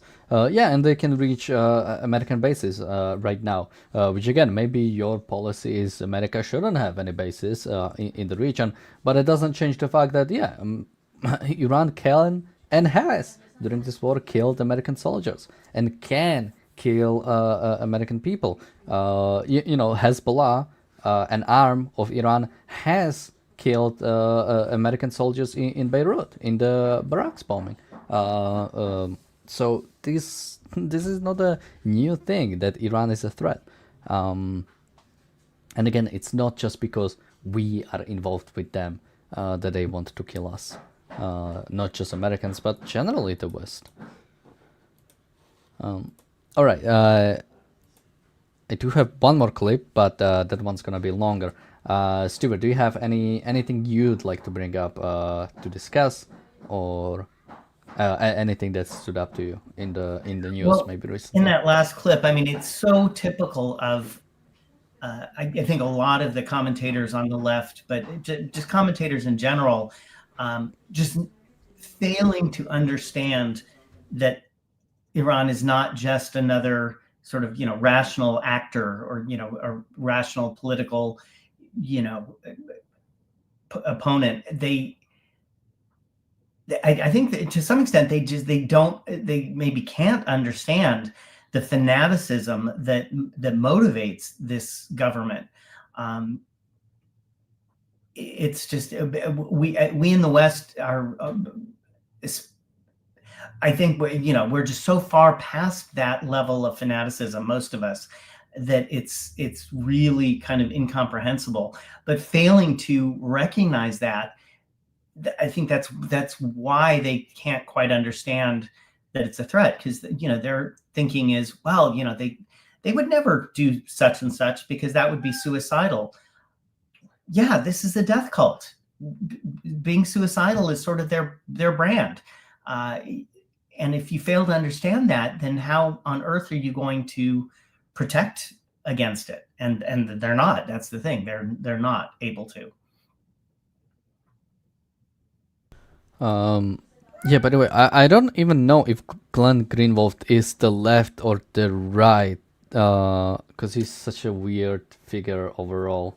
Yeah, I actually don't know, but it's a common problem in both, because nobody, like I said, the Western mind kind of doesn't understand that level of fanaticism, and that, really, I think most people, whatever their explicit philosophy, on some level, they want to live. They life is a value, and they don't understand that for these people, death is the value, and the next life is what they're focused on. They really, what's happening in this life is almost incidental if it gets them what they want in the next life. Now, let's take a look at Piers Morgan and Cenk Uygur. We really don't have great personalities today. I don't know if Stuart, you saw this one recently, but it was Cenk Uygur. He was on Piers Morgan a little bit back, maybe like a week ago, where he was going like super crazy, yelling and everything. And apparently he's been invited on Piers Morgan again to talk about that. We also have a great soundboard from that specific show. I can prove it! Cenk. I can prove it! That's a good one. Let's take a look. I'm worried about you because last week, or whenever the last time you were on, we had a pretty civilized debate, and then the last 5 minutes you completely exploded in a way that even by your standards, let's just remind viewers of what happened, because I was taken aback by it, hence why I wanted to get you on one-on-one to discuss things in a slightly calmer manner. Let's take a look. The Israeli Adelsons gave Jonathan Pollard a trip on their private jet back to Israel and celebrated him like a hero because they love people betraying America for Israel. But you don't so the think- reality you is don't think, America has Cenk, no Cenk, interest. you I don't- can prove it. Cenk, I can prove it. Cenk. I can prove it. So tell me if we should put American troops or Israeli troops in. Okay, why are we putting our guys in? Ben Ferguson, that traitor, said that it was no big deal that 13 Americans died. It's a huge deal. Never said that. 13 Americans Again, died. make Why do that you send shit. your goddamn Never said it. Israeli Never friends into said a it. war? Take the They blood pressure started. meds, bro. They It was started never it. said by me. Well, Stuart, I don't know if you've seen this originally, but any comments on his initial outburst? Wow. Yeah. Unhinged. Just that's pretty extreme. I'll be very curious to see now in the next clip. I assume we're going to see how he justifies himself or what he has to say about that. Because Maybe he apologizes. maybe. I mean, that is embarrassing. I'm embarrassed for him. Cenk, as you know, I like it. When I come to LA, we meet up, we have great bagels together, we chew the fat. I'm a big admirer of you, what you do, the young. Man, I can't imagine getting to Southern California and like, hey, Cenk, are you free to go get a meal or something? Turks, all of it. I love you're probably one of my biggest repeat guests I ever have on Uncensored. But even I was worried about you. Looked like every blood vessel was about to erupt and your spleen was going to collapse in front of me live on Uncensored. I don't want your body uncensored on my screen. Why were you so angry? And do you think it actually is constructive to get that angry when we're trying to debate these things? Yes, I do. I don't apologize for it at all. I love that I yelled at Ben Ferguson. He had it coming. Your viewers loved it. Everybody in America loved it, and I'll do it again. No, my health is perfectly fine. So if I die for any reason, you should ask around. It is not my heart. My heart's perfectly healthy. And in my real life, I'm very optimistic, very hopeful guy. We literally have a segment called Operation Hope on the Young Turks. You're very So calm. why You're do a I calm get guy. so exercised about this? When I meet you, you're a calm guy. Yeah, you're just a chilled out dude. That's right. But you seem to work yourself into this rage, and I have to say, it is always. So wait, can I tell you what why? I would say. Look, I would say this. You said to me you would like to come on and have a one-on-one, a proper discussion between us about all this. I would say, as a dispassionate observer, that the rage is invariably fueled by Israel.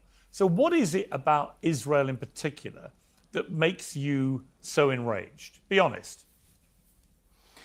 Yeah, 100%. Believe me, I'm going to be honest. I don't have a problem with that. So first of all, just real quick on your program and on any program, the only time that I raise my volume is when people interrupt me. And Israel First has a strategy of interrupting everyone else who talks because they want to monopolize the time, they want to monopolize the propaganda. So I don't let them talk over me, and I never will. So they'll always fail at that, and I don't care how loud I have to get. And I'm being loud on behalf of the American people. All right, now to the core of the issue, why does Israel enrage me so much? So there's several issues. First of all, I remember growing up thinking, I wonder what I would do if I was growing up in the 1930s and 40s. Would I have tried as hard as I possibly can to fight the Holocaust? And I always thought I wish I knew, and I would hope that I did, right? Well, unfortunately, we got an opportunity here because there was a genocide in our lifetime. And so I'm fighting as hard as I possibly can to save as many lives as I can. And Israel's not finished. Israel's still bombing Gaza. Okay, so we can pause shortly here. Again, the same kind of lie.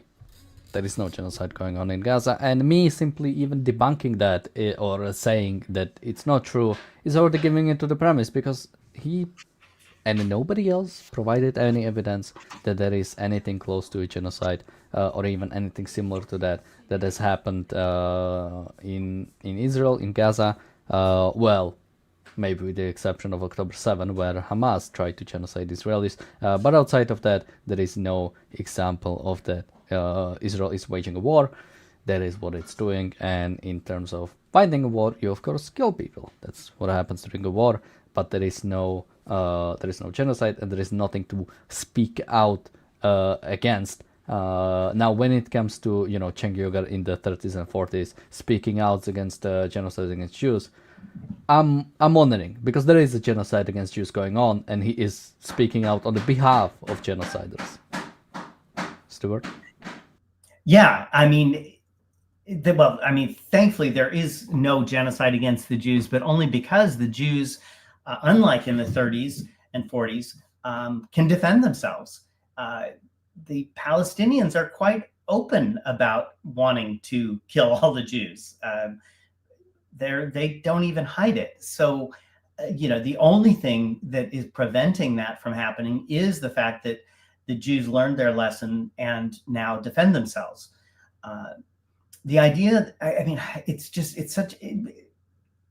such a common thing on the left that, oh yeah, of course, there's a genocide happening in Palestine. It's just unquestioned. And yet, as you pointed out, where's the evidence? Well, I guess if yes, there have been Palestinians killed, as happens in any war. But I think, if every war is genocide, then genocide becomes a completely meaningless term. And that's essentially what has happened now is people throw around genocide to mean just killing. And it's like, well, we already had a term for killing. So genocide is now meaningless. If you think of genocide as even the definition that is, I think the UN came up with, which is pretty loosey-goosey, but even by that definition, there's no systematic effort on the part of Israel to wipe out the civilian Palestinian population. There just isn't. Why would they be feeding them, which we know that they're doing, or we're doing? I don't know what's going on this minute, but in the past they've been feeding these Palestinians. So that seems like a pretty poor strategy if you're trying to kill them all.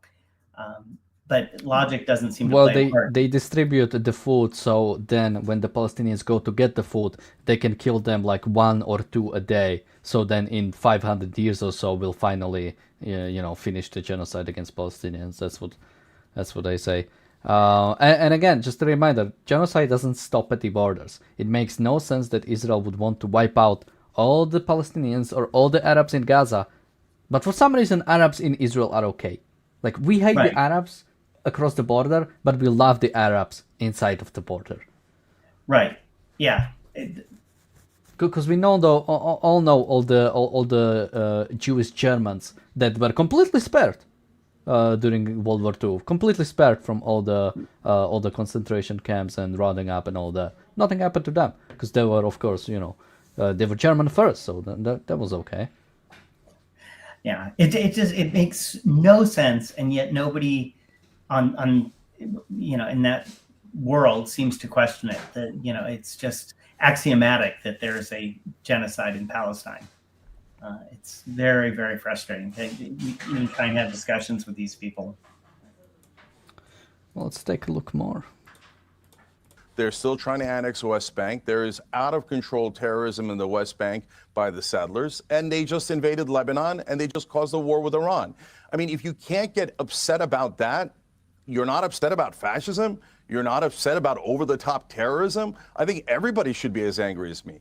But those are part of the issue. The other part, Piers, that is so important is that Israel is obviously controlling our politicians and our media here. And the media's gaslighting is unbearable. Propaganda after propaganda for Israel and always on behalf of Israel. Like, for example, they asked this silly question, does Israel have a right to exist? It's not asked of any other country, does Turkey have a right to exist? Does Greece have a right to exist? Well, of course they do. They already exist. But they never ask the question of the country that actually doesn't exist. Because Israel is the one country that keeps getting almost wiped, not almost wiped out, but that countries keep want to wipe out. Well, and many, many people will say Israel, doesn't have a right. It's not like they made this up. It's not like Israel is the one who's bringing this up. This is the world is people are like, oh, Yeah, and again, it is a dumb question because people who are asked that question, the answer is no. If there is somebody you have to ask that question, if you ask that of somebody like Tucker Carlson, the answer is obviously no. I mean, they'll try to wiggle out of it and will say yes under specific circumstances, but fundamentally it's no. But again, that's not the purpose of that question. Like, Cheng will go into a country that doesn't exist in a little bit, but Stuart, do you have anything more to add on this? Well, he's about to say that nobody asks, does Palestine have a right to exist? Yeah. But yes, people do ask that all the time. I hear that all the time. So I think his premise is once again flawed. But let's hear what he has to say. Just Palestine. Does Palestine have a right to exist? That is the pertinent question. It is asked by approximately 0 times by cable news anchors in America. None, never. And that is a super weird phenomenon where you keep asking if a country should exist that already does and has Iron Dome and nuclear weapons and the biggest military in the Middle East, but you won't ask the obvious question of shouldn't the Palestinians be allowed to exist? And it's obvious that Israel is not allowing them. Why do we have this overwhelming propaganda? Those are very legitimate questions, and those are things that are enraging a lot of Americans, and I'm just speaking on their behalf. Oh yeah, Cheng, the great populist, speaking on behalf of the American people, because everybody else is controlled by the Jews. Sorry, by the Zionist lobby. Everybody. I mean, he said it. Like all politicians and all media are controlled by the Jewish lobby. Are control. I don't know what term he used. But that's what he meant. But by Israel. Are controlled. Yeah, by Israel. Yeah. It's just, I mean, factually, clearly not true. I mean, I see all kinds of media that's critical of Israel, that's critical of the war in Iran. It's simply not true. And then in terms of politicians, this idea that they can be controlled, it's like, you could maybe say that there's a majority of politicians that support Israel. Even that, I think, is probably questionable. I think there's plenty of politicians that don't support Israel. But even if they do, does that mean they're controlled? I'm not going to denounce. Sorry. Yeah, I mean, I support all kinds of things. That doesn't mean those things are or that there's some shadowy force that's controlling me to support those things. Could be that people support Israel because Israel's values align with and interests align with America. That doesn't seem to be a possibility that he's willing to consider, but I think that that's the actual case in a lot of for most of these people. And yeah, this idea that nobody that Israel, refuses to, bring up does Palestine have a right to exist? Israel has been willing to have a state of Palestine if Palestine is willing to acknowledge the state of Israel. I mean, that's been the case for years, I think. The issue is not that Israel refuses to acknowledge a state of Palestine. It's that the Palestinians refuse to acknowledge the state of Israel. So giving them an actual state when the whole purpose of the state is going to be to wipe out Israel, yeah, you can understand why Israel's not too excited about that. And my cat agrees. Yeah, absolutely. And again, like, there's just no... Like, there are no facts here. There's no dealing with facts. There's no dealing with reality altogether. It is all propaganda. I mean, Chang is like a conspiracist like any other, and we'll take a look at a clip. Not 100% sure what he said in the clip, but it looked good. Like, his whole belief is that all Americans want socialism. All Americans want Medicare for all and don't want any alliance with Israel, and everybody supports what Chang wants, but it's only because of the corporate media and basically American people are too stupid to realize who they are voting for. So only if they are given a proper choice, then they will vote the way they are supposed to. Which is of course why Cheng Yuger did run for Congress and ended up fourth with like I think like 5% of the vote or something, or maybe like 10% of the vote. He didn't win because again, not because of Jews, not because of corporate media, but because those things that Cheng want, most Americans don't want.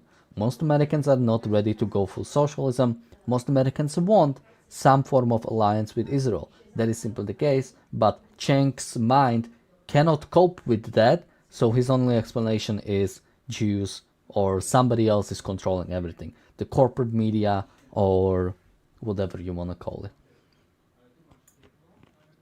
Yeah. Anything to add on that, or we have one more clip? Just yeah, you're right. He exemplified. There are many others like that just assume that most people support their viewpoint, and the fact that that is not borne out by reality, then there must be some nefarious force that is exerting influence.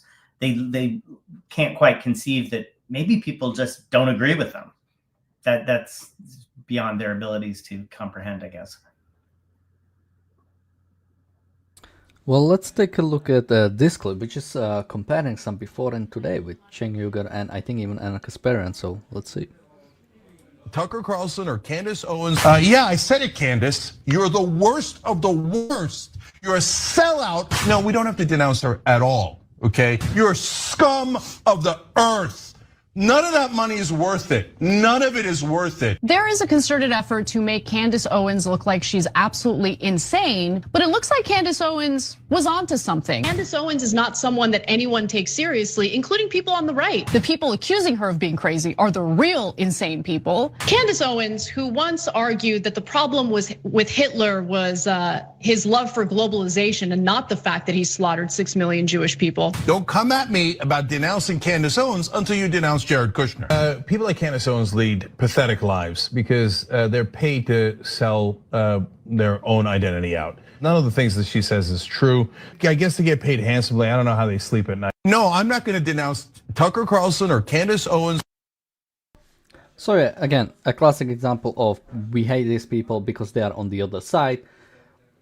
But once they start saying the things we like, it's all good now. It's no longer denounceable. It's no longer we have to stand up to it. It's we can ignore the bad things they do. Because again, are they? This is not even that old. Like I don't think that the old clips are even that old.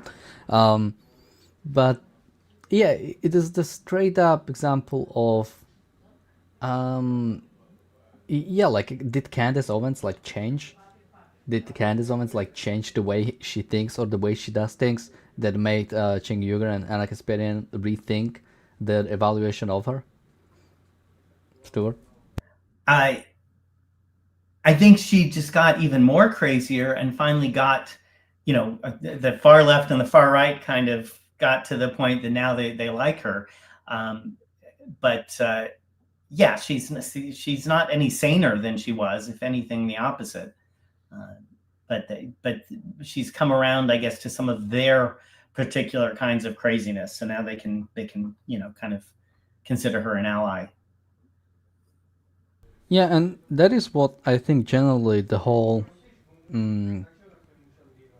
discussion or the whole the whole topic of the Israeli-Palestinian conflict after October 7th has warped like people's minds, or not even warped, but like has changed the alignment of people so much. Like now we have straight up, Tucker Carlson Cenk Uygur speaking positively of Tucker Carlson, of Candace Owens even. We have, I don't know if you watched that or if you were on an episode, but like we have Cenk Uygur and Anna Kasparian like talking about 9/11 conspiracies as if they are true, as if they are aligned with that, because Tucker Carlson made a documentary about that. Like we are seeing a complete, conspiracism becoming very prominent on the anti-American left and anti-American right. We are seeing it's like straight up acceptance of anti-Semitism.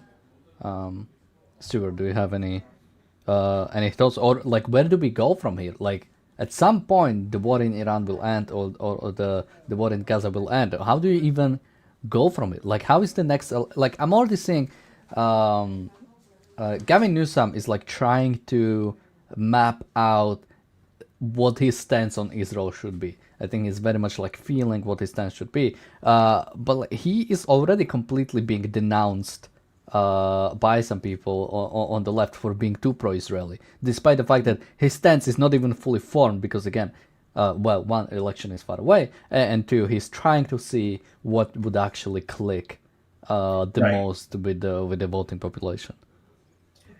Yeah, like I mean, he's a true politician. He's he's going to test which way the wind is blowing before committing to anything. Yeah, I mean, unfortunately, I think that's the most notable thing in American politics is the rise of conspiracy thinking. It's those people. It's always been there, but those people used to be marginalized within any sort of legitimate politics. And now they're hugely influential on both, the so-called left and the so-called right. And I think the vast majority of people are willing to entertain conspiracy theories that, even if they don't fully buy into them, they're willing to listen. They're willing to, hear Tucker out or hear, and that's terrifying. I don't know where American politics goes if that trend continues. It's very, very scary. It's so irrational, and that kind of irrationality is what leads to things like mass slaughter. This is what happened, in Rwanda back in the 90s. Just where craziness just takes hold and people end up killing each other. We're not there yet in America, but we're on the road with this kind of craziness taking hold and getting a hearing, and people taking people like Tucker and Candace seriously. And the fact that it's become, it used to be a kind of a joke that people that, be like, haha, maybe we didn't land on the moon. And now there's like serious people that are like, we can't know that the moon landing happened. And, it's just bizarre to me that this kind of conspiracy thinking is gaining such a foothold. It's very scary.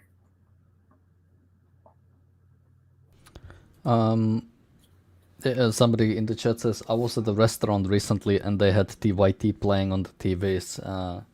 I would leave the restaurant probably. But I did go, when I was in America, I wanted to get American gold bags. And I went to like not necessarily like a pawn shop, but yeah, like a gold selling store. And they were playing Tucker Carlson. So I can definitely feel that.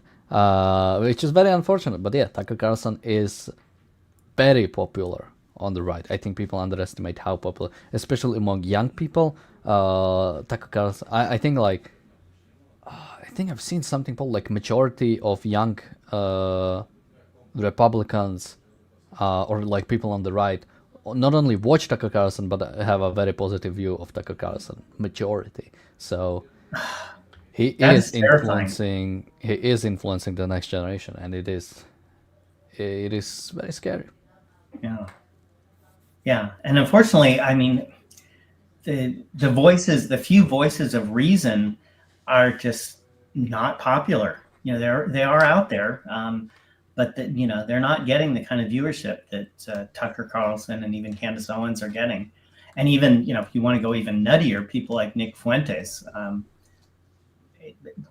I don't understand how someone that nuts has any following, but he does, and he's now been on major outlets. It very, very discouraging. Well, yeah, and the fact that sort of new major outlets are becoming this, Tucker Carlson show. I mean, it is one of the biggest shows that is out there. And the fact that even generally the sort of ideology, like the right doesn't talk about free markets, or even like deregulation. Like recently, I watched a whole thing on Tucker Carlson. He had a show, or he had an episode called something like the Great Gold Scam or something like that. It wasn't about the scam of gold specifically, but it was about companies who like upcharge people, or specifically upcharge conservatives, like companies that sell gold and advertise on like a Republican with the Republican influencers to sell gold to like either old people or not knowledgeable people, and do it with the upcharge. So for the most part, I guess by default you just agree with his like documentary, because it's like companies selling, upcharging gold by like insane amounts, and it's like, yeah, it's like scammy behavior. But what was his like solution, or what were the solutions offered? Well, of course, it was regulation. Maybe there should be some regulation, and I know we are Republicans, but maybe there should be some regulation to protect the old people, to protect our people. So there is a like, this is the type of stuff that again you would see. Apparently this is again sort of like a random thing, but John Stossel, when he was still on, was it MSNBC, or where did he work before Fox, or was it NBC? I can't remember. Okay, he was on some like definitely more lefty channel, and he wasn't a conservative or like libertarian conservative back then, and apparently that is what he did. He did a lot of like exposing of companies and advocating for like regulation, and at some point he realized all the things he did like didn't help in any way those companies, or even generally the sort of industry. But yeah, that is what they are doing now, right? We have nefarious companies. By the way, the companies that like, from most of the stuff I've heard, they were not like defrauding people. They were just scammy behavior. I mean, if I sell you gold at like twice the price, it's like a scammy behavior. But if I tell you that that's what I'm doing, I mean, what kind of regulation can you put against that?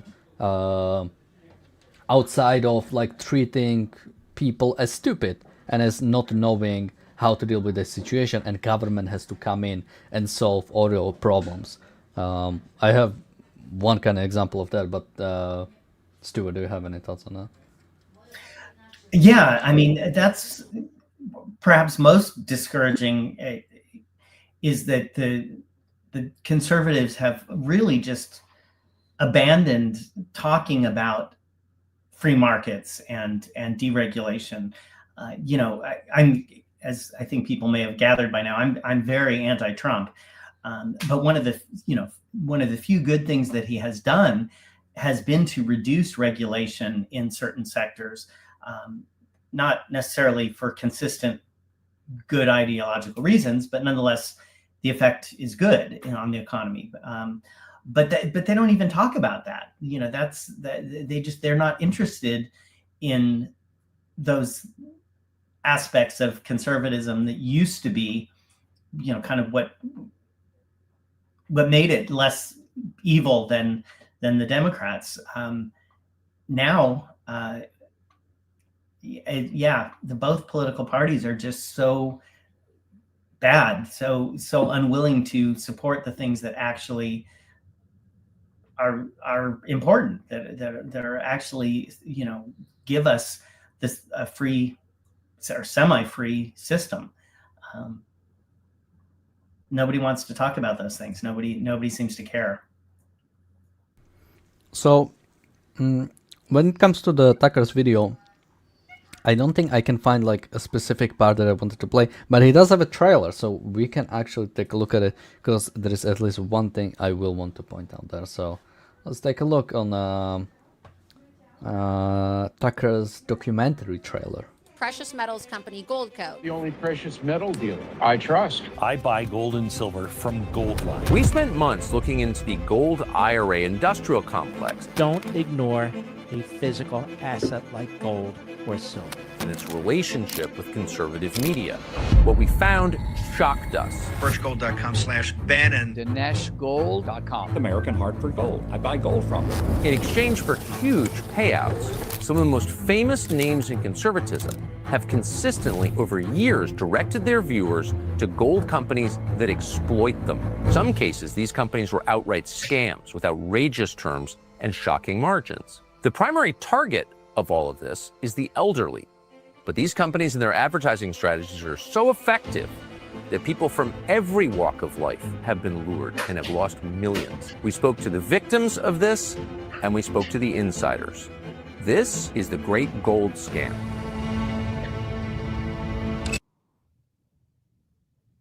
So, well, Stuart, I'll go to you if you have any sort of just thoughts, but from the trailer, it's hard to tell. Certainly, I think it's fine to expose companies that are, engaging in, like you said, sort of scammy or, behavior. That, shine the light on them, absolutely. But if the answer then is, oh, we need the government to step in, then no. Part of what makes a free society work is the ability of the media to do this kind of thing, to point a finger and shine a spotlight on companies that are not good. But, as long as they're not engaging in actual fraud or theft, the government should not be involved. But what should happen is, people should expose them and hopefully encourage people not to support them. So, it's hard to tell from the trailer which way it's going to go. what I've noticed after seeing this trailer is if you look at the conservative, so he exposed a lot, he said a lot of conservative figures supported or like ran ads for these companies, right? Or sponsorships. And when I look at like the figures, Laura Loomer, Glenn Beck, who else was there? I cannot even remember. Mark Levine. All of those are pro-Israeli figures. I think every single conservative he showed that is a pro-Israeli figure. I'm wondering if, especially the way this has been put forward, which again, this mostly runs as like a classic expose, but why is like Tucker Carlson doing something like that? Now he might still find himself as some sort of a journalist. I don't know how much of like stuff similar to that he did in the past, but it almost seems like Tucker Carlson really seems to be poised towards taking over the Republican Party, like becoming the new. He has the voice of the young people. He, now this focused on they are going after the elderly. That's what they're going for. I'm wondering if he is.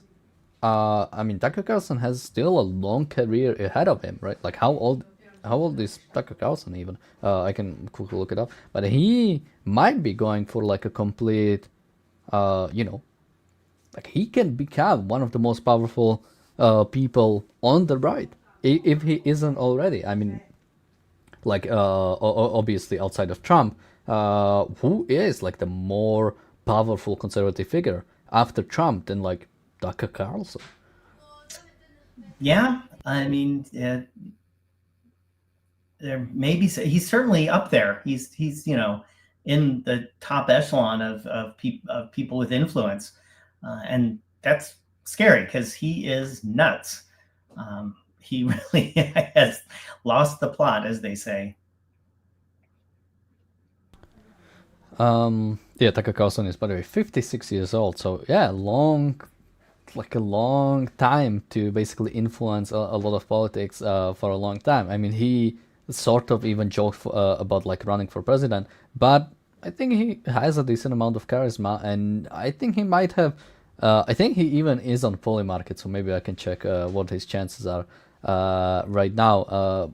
But yeah, when I first watched this, The Great Gold Scam, I mostly watched it because it was like half-an-hour video on Tucker Carlson. I was wondering what his overall stances are going to be.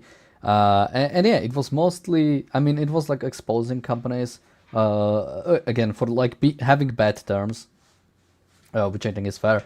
But yeah, specifically the conservative figures he focuses about. Like, it seems to be much more about, these conservative, like, and it was like a big thing, like these conservative figures lied to you, and I'm trying to remember, like, so Megyn Kelly didn't do any like gold sponsorship ads, or like the people he likes didn't do any. If I had more time, I would spend a long time actually researching the other figures and see if they did any sponsorship specifically with these companies. Because again, apparently these gold companies targeted conservative influencers for a specific reason, right? It's generally the people on the right are more like scared of the government policy and of money, so they would rather have money in gold, and that's what they were targeting.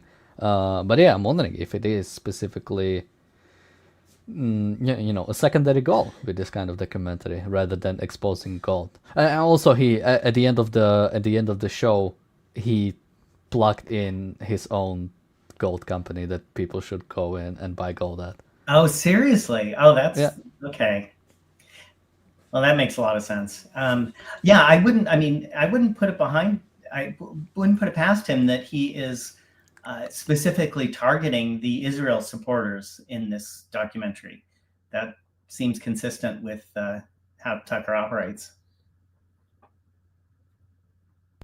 Somebody says it's not just the elderly that ignore terms and conditions. I mean, one part is that, but also, I mean, what these companies were doing, I think, like, again, I would say it's scary. Basically, one company, what they did is, instead of like just selling some like gold bullions or something, they contracted a mint to give them like specific like unique gold bullions, and they were sold to people in a way. It's not just the gold, but you also get like this unique value on top because it's like a limited edition or something like that. Which again, anybody who knows like a little bit about gold, you should know that you shouldn't go for something like that. Again, if you are going for gold, go for gold. Don't go for some unique, this is some unique value or something. So there's that. But again, that's not fraud. It's misleading, and it's not, it's not great. And like I said, I applaud someone like Tucker, pointing that out. But it's nothing that the government needs to be involved in. Somebody says these companies may be scammy, but has Qatar also never done ads for scammy companies? I mean, again, there is like a question of, there is like a genuine question of like how much should you know about the companies that you do like sponsorships for? Generally, when it comes to ARCUK, now obviously the big part of it is Razi deciding, but like I'm usually very wary about like doing sponsorships for companies, because again, you are kind of like, when you sponsor something, you are kind of getting with it, you are connecting yourself to that company and what that company will do. So with for example, like I would never do sponsorship with the gold companies that these conservative figures did, again, because of like, I wouldn't feel good about giving an inferior product that I know is inferior. Again, apparently in some of these instances, I don't know, Stuart, how much you know about gold, but generally if you're buying, when it comes to gold, you have the spot price. That is basically like, this is what the gold is like trading right now. But nobody ever pays a spot price. You are always paying something above. Obviously, because if you mine a gold, you have to purify the gold, you have to actually melt it and put it into some coin, and that has a certain cost to it. So I think when it comes to, if you're buying like an ounce coin, I think the above the spot price can be anything below like 2 to 5% or something like that. Like, so you have the spot price and let's say 5% on top you're buying just because that coin had to be melted and had to be made into that way. And apparently in some of these instances, these companies were paying like, or you had to pay like 100% above the spot price, which to me sounds like insane. That is, yeah, they're probably selling them as, I think from what you said earlier, as some sort of collectible, that there's value in the, whatever image they've put on the coin. And, that's debatable. Yeah, I think, like you said, most of the time, if you're investing in gold, you should just, maybe even skip the coin and just go for ingots or, but yeah, you certainly I'd say coin, like an ounce coin is like decent, but again, you're just going. Coin is just a convenient way of getting like an ounce. Right, exactly. It's not like it's not a collectible. It's about the bullion. So you should be paying, the bullion plus, like you said, some sort of reasonable fee for the other aspects. But yeah, you don't. 200% is that's nuts. Yeah, absolutely. Somebody says, yes, Daniel, but you're a moral person. Out a person who sold his soul to Qatar is as moral as you are. I mean, but in a sense, in that way, it doesn't make sense to like call out the hypocrisy of like Tucker Carlson of like, and I don't know about his sponsorship. Maybe somehow he never took like a bad sponsorship. Maybe all the companies he sponsored with ended up being like decent for what they are. I'm generally skeptical of that, especially a lot of companies that unfortunately do. Well, there's like a whole topic that we could have that about like sponsorships and like what companies do, and again, even like what you consider scammy, because I bought like mutual funds in my bank when I was like 17 or something like that. I think I was scammed. After I realized like what the fees are and what they are doing, like few years later after I learned about like investing, to me that's like my bank was like doing a scammy behavior. Like it was in a sense preying on my ignorance. But would they say that? I mean, it is a company that is, or it is a bank that is like doing something, is trying to help people and some like it. Like what is one scam can somebody say, well, they are paying for the convenience, right? You're paying a mutual fund a commission, so, or like a percentage, so you don't have to deal with. Now, I still consider that scammy behavior, but it's a context of knowledge. And we are joined by Jonathan Down as well. Jonathan, can you say something? I'm not sure. Yeah, we can hear you. Perfect. Jonathan, you haven't been on in a little bit, at the very least. So, Jonathan, of course, is in Israel. Or is he? Are you right now? No, I'm in Switzerland, as a matter of fact. I'm doing a intellectual tradition of spending war in Switzerland. So it's a very long tradition. One notable example is Lenin, but many positive actors as well. I was here when we just started, on the very first day of the war, actually. Right then, it was the first day. Yep. So it's, but ever since I've been very, very busy, but now so glad to be back with you guys. How's it going? Pretty good. We were just talking about Tucker Carlson and one of his new documentaries. I don't know if you've seen it. It's called The Great Gold Scam, where he talks about companies who are basically overpaying or overselling the gold to their people, and those companies apparently have done a lot of sponsorship with conservative figures. And when I thought about those conservative figures, specifically Tucker Carlson is targeting, I noticed that all of them are pro-Israelis. Pro-Israel conservative figures, so Tucker Carlson might have an agenda in Is it what surprising at this point? I thought it was established by now that he's some kind of a demon, isn't he? Yeah, but it's interesting he would like make a whole documentary, and again, this is what I'm alleging, that he made a whole documentary about a completely different topic in a sense, but simply because there is an association with these conservative figures. But Jonathan, anything that anything you'd like to say for the last few weeks of the way this war has been waged, from the stance of Israel, from the stance of America? Yeah. So there are a lot of very positive things overall. I think we all would agree there. I think Israel has been, I'm sure you guys have spent weeks talking about how Israel has been just this tremendous success, and the US also in its glorious bombardments of Iran. That is very good, very positive. We all celebrate that, particularly, of course, us in Israel. For us, it's an existential war. There was a good commentator in Israel I've seen I have many disagreements with, but he put it, I think, rather eloquently. For Israel, this war is an existential war.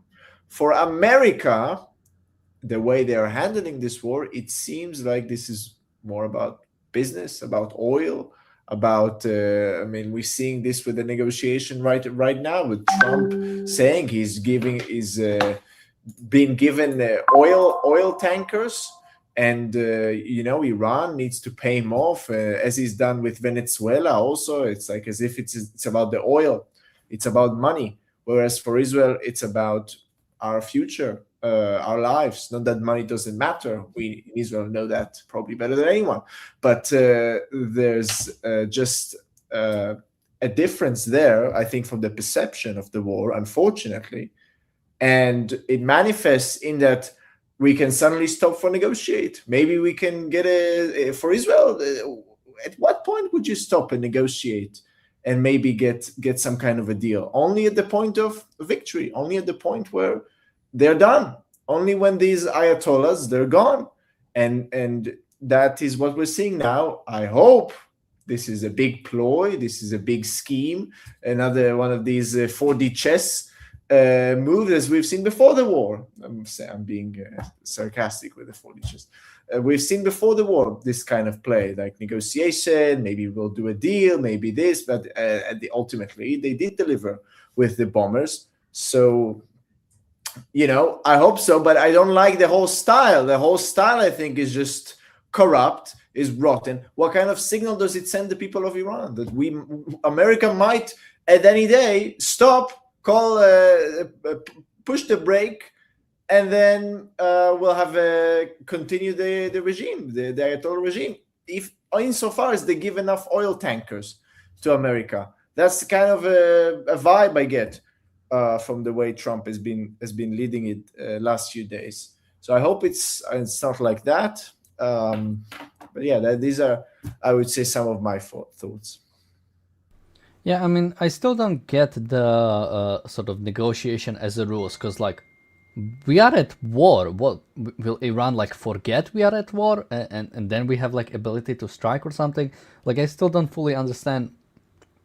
Once you are at war, what more?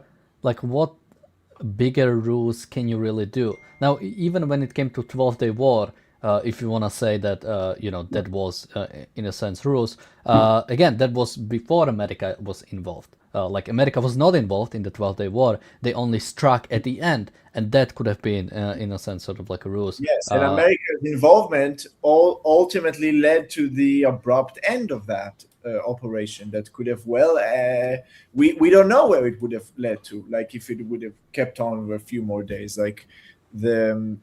There's a big risk here that Israel is over-relying on the US, that the moment Trump, for some reason, maybe he's just bored of this war and he wants to go to war in Cuba, and he just want to press the brake, and then what? We pay for it, the Israelis, the Iranians, the whole region. I hope now what we'll see, because the interests of a lot of, miraculously, the interests of a lot of Gulf countries, for example, are aligned with Israel's interest. And the Gulf countries are also, Trump admires them for some reason. They project power. Doesn't seem very powerful to get hit all day and not do anything as they do. It doesn't seem very powerful. Actually, it's actually not very Arab if you think about it. What about their honor? Iran is just really destroying their honor, and according to their culture, they have to kill them. They have to maintain the honor of the Gulf countries. What honor do they have? So it's a bit embarrassing, really. They have to rely on the Jews for their protection. That's quite dishonorable. But I really hope, I try to be optimistic that We'll see. It's tough in Israel. Like it's really tough. People are all day in bomb shelters.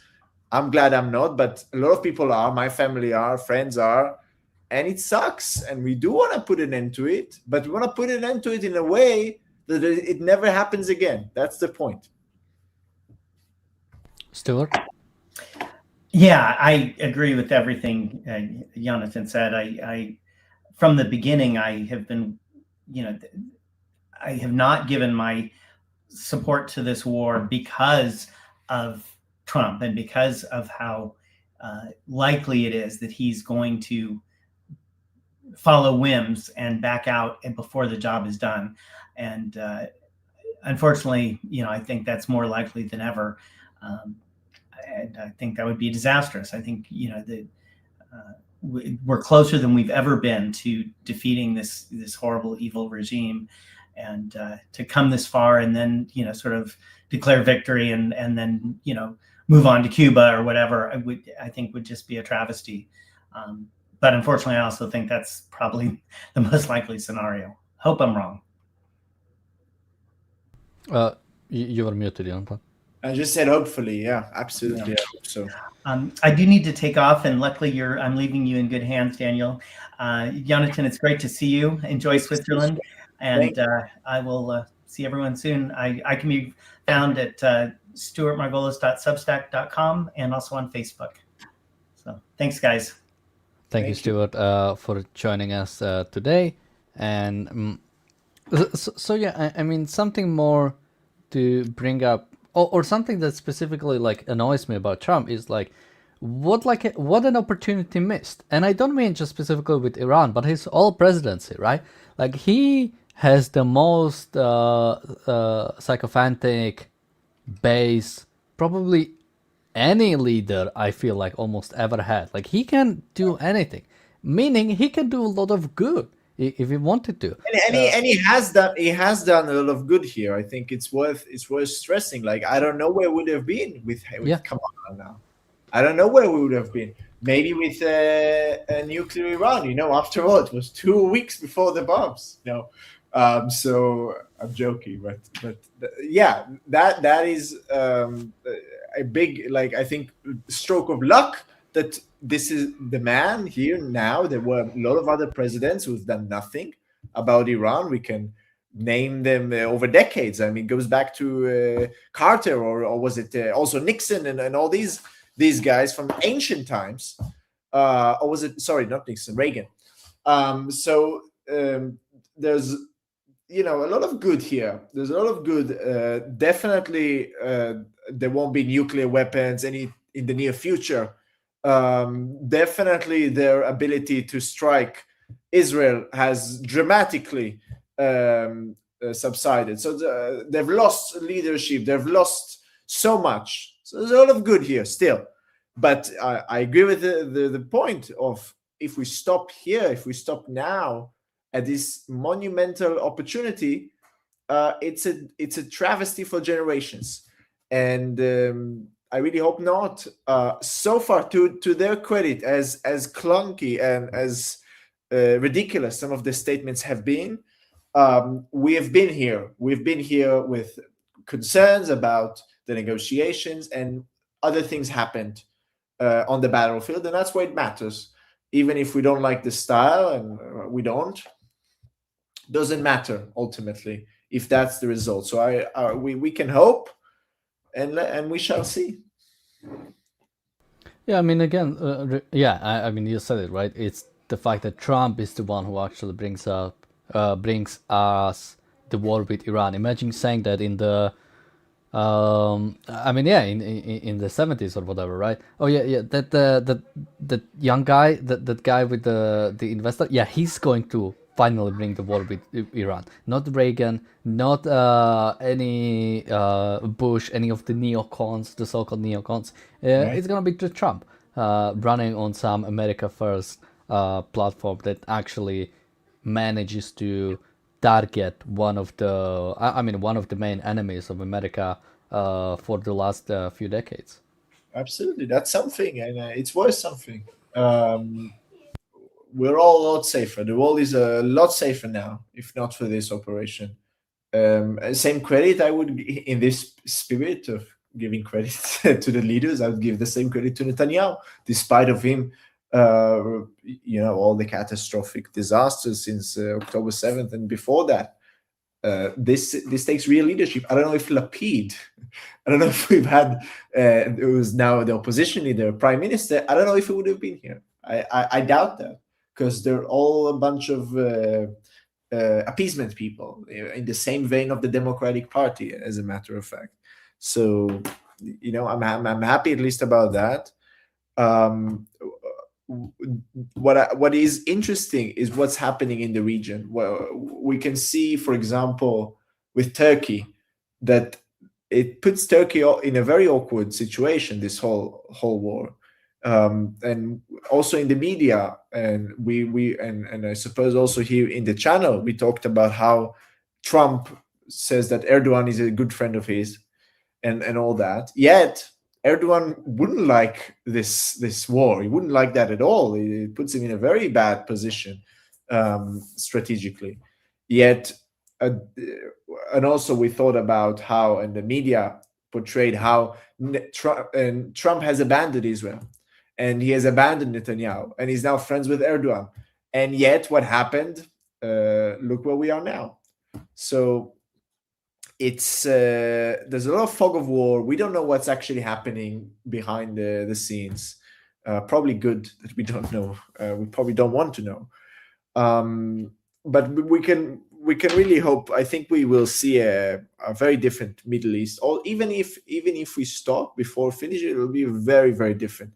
Just think about how much of the prestige of the Gulf countries is just evaporating. Especially if this isn't over now. Who will want to invest in Saudi Arabia? Who will want to invest in Dubai? Places that until now were seen as safe havens for business and the trade and startup companies, all sorts of businesses moved to Dubai because of their low taxation and business-friendly policies, not for their politics, which is not friendly to human beings. And now what's happening? They can be bombed, their offices be bombed, their hotels are bombed, and they don't do anything. I think you'll see a lot more. If there's one market I would bet on, is Israel.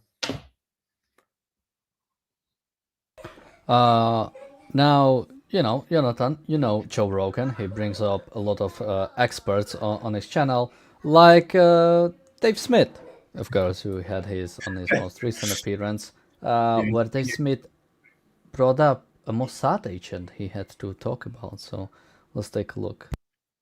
Suicidal empathy. That's what Gad Saad calls it. And I think he's right. I think he's got a fair point there with suicidal empathy in terms of the idea of like that we cannot say on some level that it's like, no, look, we have a desire to preserve our society and we want to do what's best, and we don't have to, out of some feeling of guilt, turn our country into something worse than what it otherwise would be. So I think he's got a point there. I think, and look, I'm not a big fan of Gad. He literally just, him and like Sam Harris and a few others, they literally just trash me all the time and refuse to engage on a single thing I've said. So like it'll just Gad be, doesn't engage with you? He calls me Wikipedia Dave on Twitter.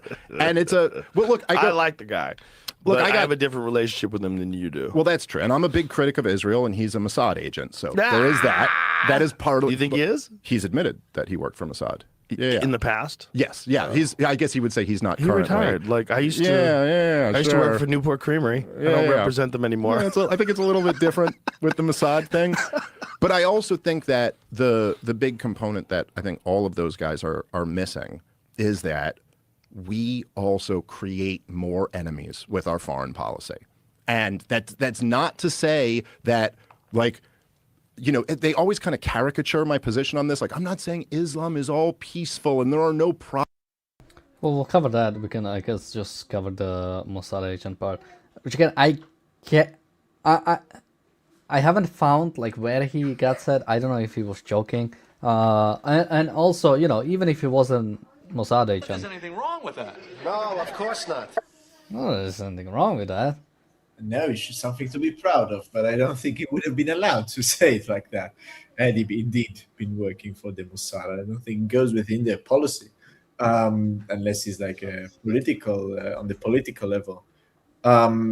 It's why would a serious academic such as Gad Saad engage with a what is Dave Smith's profession? He's supposed to be a comedian, Stand-up right? comedian. Well, this is part of his set. Like, this is not funny. I don't understand why I would even think that somebody like that will engage with him. He's not an intellectual. He's not anything that's expert on the subject matter. What is the substance of him conversing with Gad Saad about anything? Maybe about comedy, but he clearly doesn't seem to know a lot about that either. So I just don't quite understand. And you see, he makes this sort of ridiculous accusation, if you can call it an accusation. It seems more of a blessing, really. Mossad agents are heroic people who are doing probably the biggest service to humanity, especially these days. And it's a great. They are really heroes in the highest sense. The people who are on the ground in Iran, the people who have gathered the information that allows Israel in such a targeted way assassinate the oppressors of the Iranian regime and the leaders of the biggest terror state in the Middle East. And they are bad. That's like a bad word to be a Mossad agent. That's a really shameful idea to communicate.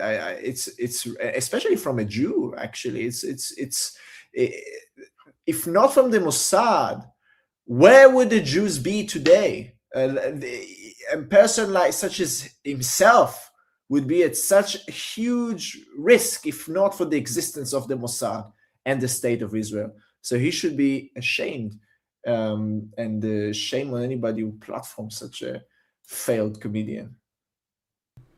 Well, let's listen to him a bit more. Problems in the Islamic world or anything like that. In fact, I don't think any religion has truly always been peaceful. But, you know, for guys like, say, like Sam Harris, who these kind of like pretend intellectuals who have spent his entire career talking about how violent and irrational the Muslims are and how you can't even draw a cartoon of Muhammad or Muslims will want to do violent stuff. And like, hey, fair enough. That's bullshit. And we should all say, like, if you want to be over here in the West, our values are free speech and you cannot kill people for cartoons. But then like none of them ever also go, hey, you know, murdering an Ayatollah might be dangerous. During Ramadan. Yeah. Like that is, you know. Okay, so maybe we shouldn't kill people because they draw the picture of Muhammad. But have you ever thought about the person who instructs people to kill people because they draw the picture of Muhammad? Haven't you considered that killing that guy is also bad, Jonathan? Wow. Yeah, it didn't occur to me. Wow, that's such a profound observation now. I guess so, yeah. I mean, he's just a moronic being, like killing an ayatollah. I love how Joe Rogan emphasized in Ramadan. On Ramadan. Ramadan, yes. How dare we defend ourselves in Ramadan? Like we should wait after Ramadan is over to defend ourselves, right? Maybe it doesn't sit well with Joe Rogan. We should really take into consideration all these people sitting in a studio in Texas. We should consult them perhaps before we are protecting our own children. What substance are these people, Dan? Are these serious people? Like, this is what people listen to nowadays? I don't understand. This is now intellectual work. Yeah, again, I just don't understand. Like, what? Like, let's say you know, maybe somebody is too harsh on the Muslims and not harsh enough on the Jews. I don't know how you could ever come to that conclusion, but let's say, how is the culmination of that saying that killing of Khamenei was like a bad thing? Like, I just don't understand. Like, we should be able to like kill these people like again and again and again. Like the only way you can justify it is by saying that you think Iran is like a decent country, and therefore, yeah, obviously, killing that leader would be probably a not good thing. I think if Trump like killed Macron, I wouldn't be a fan of it. You know, even though not a big fan of Macron, probably we shouldn't kill. Yeah, probably shouldn't kill elected leaders of like relatively free countries. But we're talking about Iran that has no legitimacy. The Ayatollah Khamenei, the Khamenei has no legitimacy as a leader, and taking him out is just like taking out the trash. Has absolutely no like moral guilt on your part. Yeah, it should be celebrated. Indeed, it has been celebrated on the streets of Jerusalem and Tel Aviv the moment this news And Tehran. And Tehran, right? Especially in Iran, probably more than in Israel. In Iran, it was celebrated. Absolutely. But the only place it's not celebrated is in the US and some parts of in Europe, I suppose, as well. The leftists are also mourning the death of the Ayatollah. By the way, the Europeans should be almost as happy as the Iranians, because of the state of Europe nowadays. Western Europe, I shall say, not true of all Eastern Europe and Central Europe. In Switzerland, by the way, things are much better than in Germany. I've been in Germany before coming here to Switzerland. It's incomparable. The Germans, the French, the British, they should all be celebrating in the streets for the death of the Ayatollah and of the one of his son and all of their associates. They are people who have ruined the streets of Europe. They have made them through their ideology, through this Muslim ideology, as he speaks, Dave. This is the plight of the Western world. Our cities have been taken over by people who fundamentally are antagonistic to the idea of freedom, to the idea of free speech, as the example that he himself brought. They're antagonistic to that. They're antagonistic to women dressing the way they want. They're antagonistic to people with different religions. Look at how Saudi Arabia is handling its Christians, its atheists. They are, or Iran, of course, they are just the enemy of the West. And people like this Dave and Joe Rogan are incapable of understanding that, because there's something wrong in their minds if they cannot see that. It's hard for me to articulate something more sophisticated than that. If a mind that will connect the killing of a dictator to the killing of journalists in Charlie Hebdo, which is what he was making a moral equivalence of, is a despicable person, and he doesn't warrant even a rational explanation, because he's not rational. He's not into the rational framework. He's outside of it. His mind is so dumb that he cannot see the difference between that and killing of a dictator. That's just beyond me. Yeah. Well, let's see if we can finish the clip up. That is not just a political figure to Shiite Muslims. That is so at the same time, it's like, okay, I'm fine with saying, okay, you don't want to have suicidal empathy. My buddy Keith Knight, who's brilliant, works over at the Libertarian Institute. He had, I forget what he said, but he said something like, okay, I don't want to have suicidal empathy. Let's also not have homicidal empathy. You know? And so, like, maybe it also is, like, as we were tying into that whole conversation with, no, I'm okay, thanks. With the whole thing about the kids and women in Gaza, it's like, it's also the fact that if you just view slaughtering Muslim children in the Middle East and in Northern Africa as, like, just an acceptable political price. That's just collateral damage, and unfortunately that happens when we pursue this policy. You're going to deal with more and more of that. And the combination of both, Joe, like the combination of having open borders, having all these people get in, and continuing the war on terrorism and slaughtering people in these numbers must be the most insane combination. So yeah, the policy of just slaughtering children that we just do for fun, apparently. That's our policy, right? That's our national policy. We just slaughter children. Well, welcome to the state of Israel. We slaughter children. That's what we do. That's our policy. That's his reading of the situation. That's his expert opinion that he goes on a podcast to talk to millions of people about. That's the state of society, that such people are treated so seriously. It's really shameful. I think it's a black stain on the state of the education in America, if people, or around the world, if people are listening to this Mr. Smith. He says, "Oh, I have my friend at this libertarian institute," and he said, "Yeah, we agree. You don't want to have suicidal empathy, but there are also a problem with the homicidal empathy, and these are the Jews."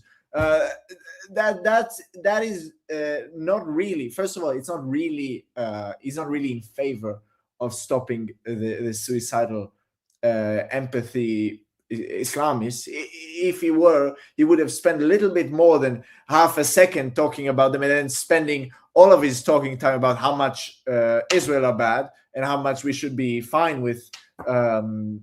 Essentially, it means we should not do both. He said we should not be defending ourselves, but the terrorists should not kill us. Well, how do you stop them from killing you if not by defending yourself? It's contradictory. It doesn't stand to reason. His statements are just utterly senseless. Dan, can you explain to me, Dan, if it is wrong to kill the Ayatollah, how is it possible that it's also wrong at the same time to do Charlie Hebdo? Explain that to me. I don't understand that. Do you mean it that way, or like which way do you mean it? Like if one is wrong? if Mr. Dave Smith really means that he's against Charlie Hebdo massacre, but is also against killing the people who do the massacre, he's against homicidal intent, then how do you stop the massacre? You don't. You let it happen. I mean, so he's fine with it. He's not really against the massacre. He's saying it, but the consequences of the ideas he's putting forward are suicidal, actually. As much as he says he's against suicidal, he is suicidal. He is the ultimate suicidal person because he's a self-hating Jew, which is the ultimate manifestation of the suicidal person, even more than the Islamists, actually. Yeah, I wish we lived in like a rational world, because in my life there have been several times where I've been in a company where I didn't know anything about anything, and when I tried to say something, the reaction of the other people was basically, okay, yeah, you can be quiet, you don't have to talk. Yeah. And I wished we had more of that attitude, or because now Dave can say something crazy like that, then Joe Rogan puffs out, I don't know if it was a cigar or marijuana, but like puffs out and is like, yeah, dude, totally. And then people in the chat are like, yeah, this guy knows, this guy's right. Imagine if there were adults in the room. They were like, okay, yeah, you guys, you don't have to talk. We don't do that here. Yeah, where are the adults in the room? Absolutely. Where are the adults in the room? It seems that these immature people are ruling the world of social media today, and that's fine. Doesn't stop our jets from flying to Tehran. They like to sit in their studio and puffing, while our heroic Mossad agents and pilots and military and leadership are actually doing stuff instead of talking. Well, maybe we don't have adults in the room, but we have at least somebody, I think, genuinely making fun of these people. We'll be wrapping up soon, so let's just take a look, for something more fun, let's look at Ami Kozak and his new video that I was sent. The kind of country Tucker Carlson would like to live in. Let's take a look. We're told all these things about Sharia law. We should be afraid of it for some reason. And, you have people saying I'm a secret Muslim. I'm not, obviously. But, any country where people bow 5 times a day to God, that's a country I'd want to live in. Really? You would? I'd want to be in that country. Living under Sharia law? We should all be doing that. We should all be bowing 5 times a day to God. Hello? Any country where people who leave the religion are considered apostates and are killed, face the death penalty, that's a country I'd want to be in. Really? That's a country I'd want to live in. Why? Sure, because it's full of religious people, and that's a good thing. Well, I mean, it depends on any country that throws acid on women's faces or has honor killings if a woman gets raped, where you killed a woman. I mean, that's a country I'd want to be a part of. That's a country I'd want to live in. Whoa, why? Because honor is important. We don't have honor here. It's gone. It's basically gone. It's like, if you look across the West at all these various Western countries, there's no honor. There's no pride. They're desolate. In the West? Anyone who gets attacked violently for drawing a cartoon or a picture, that's a country I'd want to live in. A place where cartoonists get attacked? Well, I hate cartoons. I hate them. I really do. I hate them. Cartoons? Why? They're destroying our children, like obviously. And any country or culture that punishes blasphemers, I'd want to be a part of that. Any country that issues a fatwa against Salman Rushdie, for example, and someone actually tries to carry that out. You support that? I mean, have you read his book? It was boring. It was very boring, very, very painfully boring. It was painful. I appreciate a country with standards. I'm sorry, not going to apologize for that. Wow. And I'm not Muslim at all. I'm not Muslim. I'm a Christian. And so how do you feel having to pay the special jizya tax as a Christian under Sharia law? I wouldn't mind paying a jizya tax at all. At all. That's patriotic. Okay? Wait, so you object to your tax dollars going to fund America's foreign wars as a Christian? Yes. But you're okay with being taxed in an Islamic state under Sharia law for simply being a Christian? Exactly. Got it. All right, lastly, what are your thoughts on Ben Shapiro's criticism of you? That's disgusting. It's shameful. And who are your least favorite people? Christian Zionists. They're some of the worst people, some of the worst, most evil people on the planet. I really believe that I do, and I hate them. I hate them. Really? Why do you hate Christian Zionists? Because they're radical extremists. I mean, they are. You consider them radical extremists? Same with Chabad. I mean... Wait, why do you have an issue with Chabad? Because they're imposing their religion on all of us, and I reject that. Anyone imposing their religious beliefs on other people, I just reject that. I do. I just reject that. Totally. You do. And I say this, and I'm not a Muslim, obviously. I'm not a Muslim, at all. I'm definitely not a Muslim. I'm a Christian. But you feel like you've been lied to about Sharia law? Yes. Are we being lied to by you? Maybe. I don't know. You don't know? Excuse me. Gotta go. And,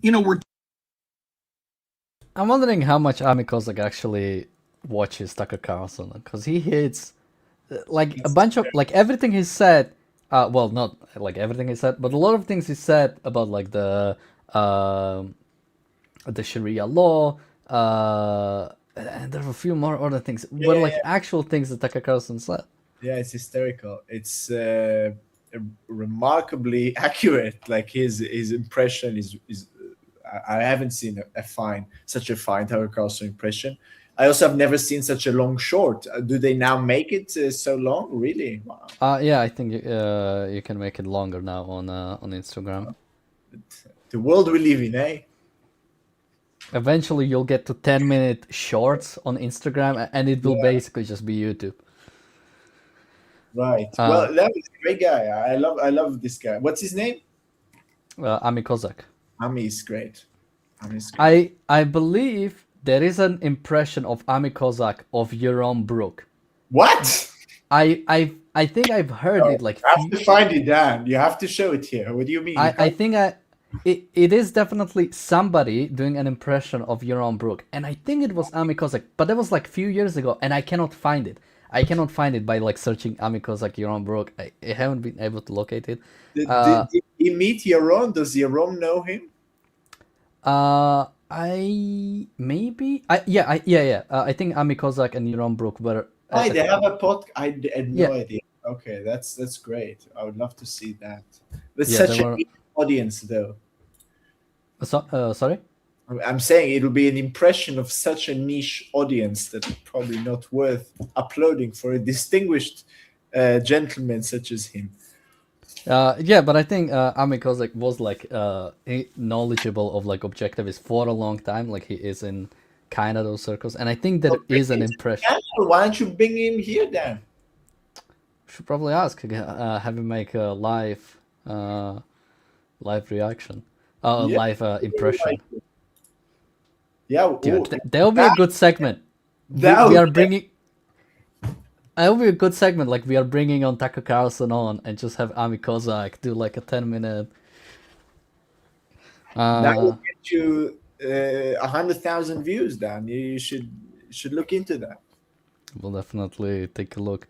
Well, we will be wrapping up now. So, Jonathan, any last thoughts from you? And of course, where can people find you? Well, these are tense days. I think we should all take this weekend and stop being so news obsessive and do something creative, do something with ourselves. I find myself too much time spending on the news, and it's sickening. We have all become radical consumers, and I think I would suggest the inversion and becoming a radical creators and create. That's what I would encourage you, Dan, and the viewers. We can't control that. Like whatever Dan and I are going to say here, or any of the other great guests here on the channel, we can't change that. But one thing we can change is what we do with ourselves. So I encourage everybody, take a good this weekend, this beautiful weekend, and do something creative.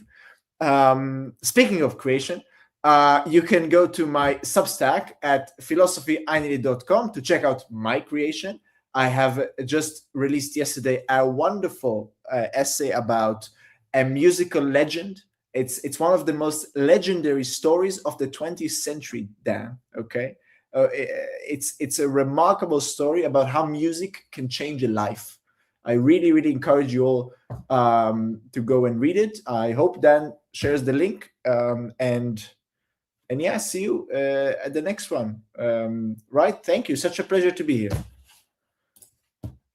Just quickly, because somebody said it's on TikTok, the Ami Kozak impression of Yaron Brook. So, well, the person who said that, I told him to send it to us on the website, and because if I can find it, I definitely wanna. There'll be. Oh, I found it. No. I found it. Oh. This is from 6 years ago. Oh my God! You have to put it on. We get a live reaction. Let's take a look. On economics, the idea that socialism has ever worked in history is utter nonsense. It has never, ever produced wealth. It has only been destructive, because socialism by its nature uses force. Uses force and aggression to accomplish its goals. And so those are my thoughts for the day. And that's Yaron Brook for the Ayn Rand Institute speaking. I'm a fan, by the way. Okay, not bad. I'd like to see a new version of this. What I love is the emphasis. I think you get that very correct. So I like that. I would love to see more content. I would love to see he's a bit too, we see his ability to go really deep with Tucker Carlson in the impression we've just seen. So Well, this was 6 years ago, so I don't know when he started doing impressions, but yeah. So that's what I'm saying. Let's get a new version, Ami, and let's get a live one. I think it'll be tremendous for us all here at the ARCUK channel. So I'm looking forward. Well, with that, thank you, Jonathan, for joining us today. Thank you, earlier Stuart and James Valiant, also for joining us today. And we will be back tomorrow with another episode of The Daily Objective. Until then, bye-bye. Thank you.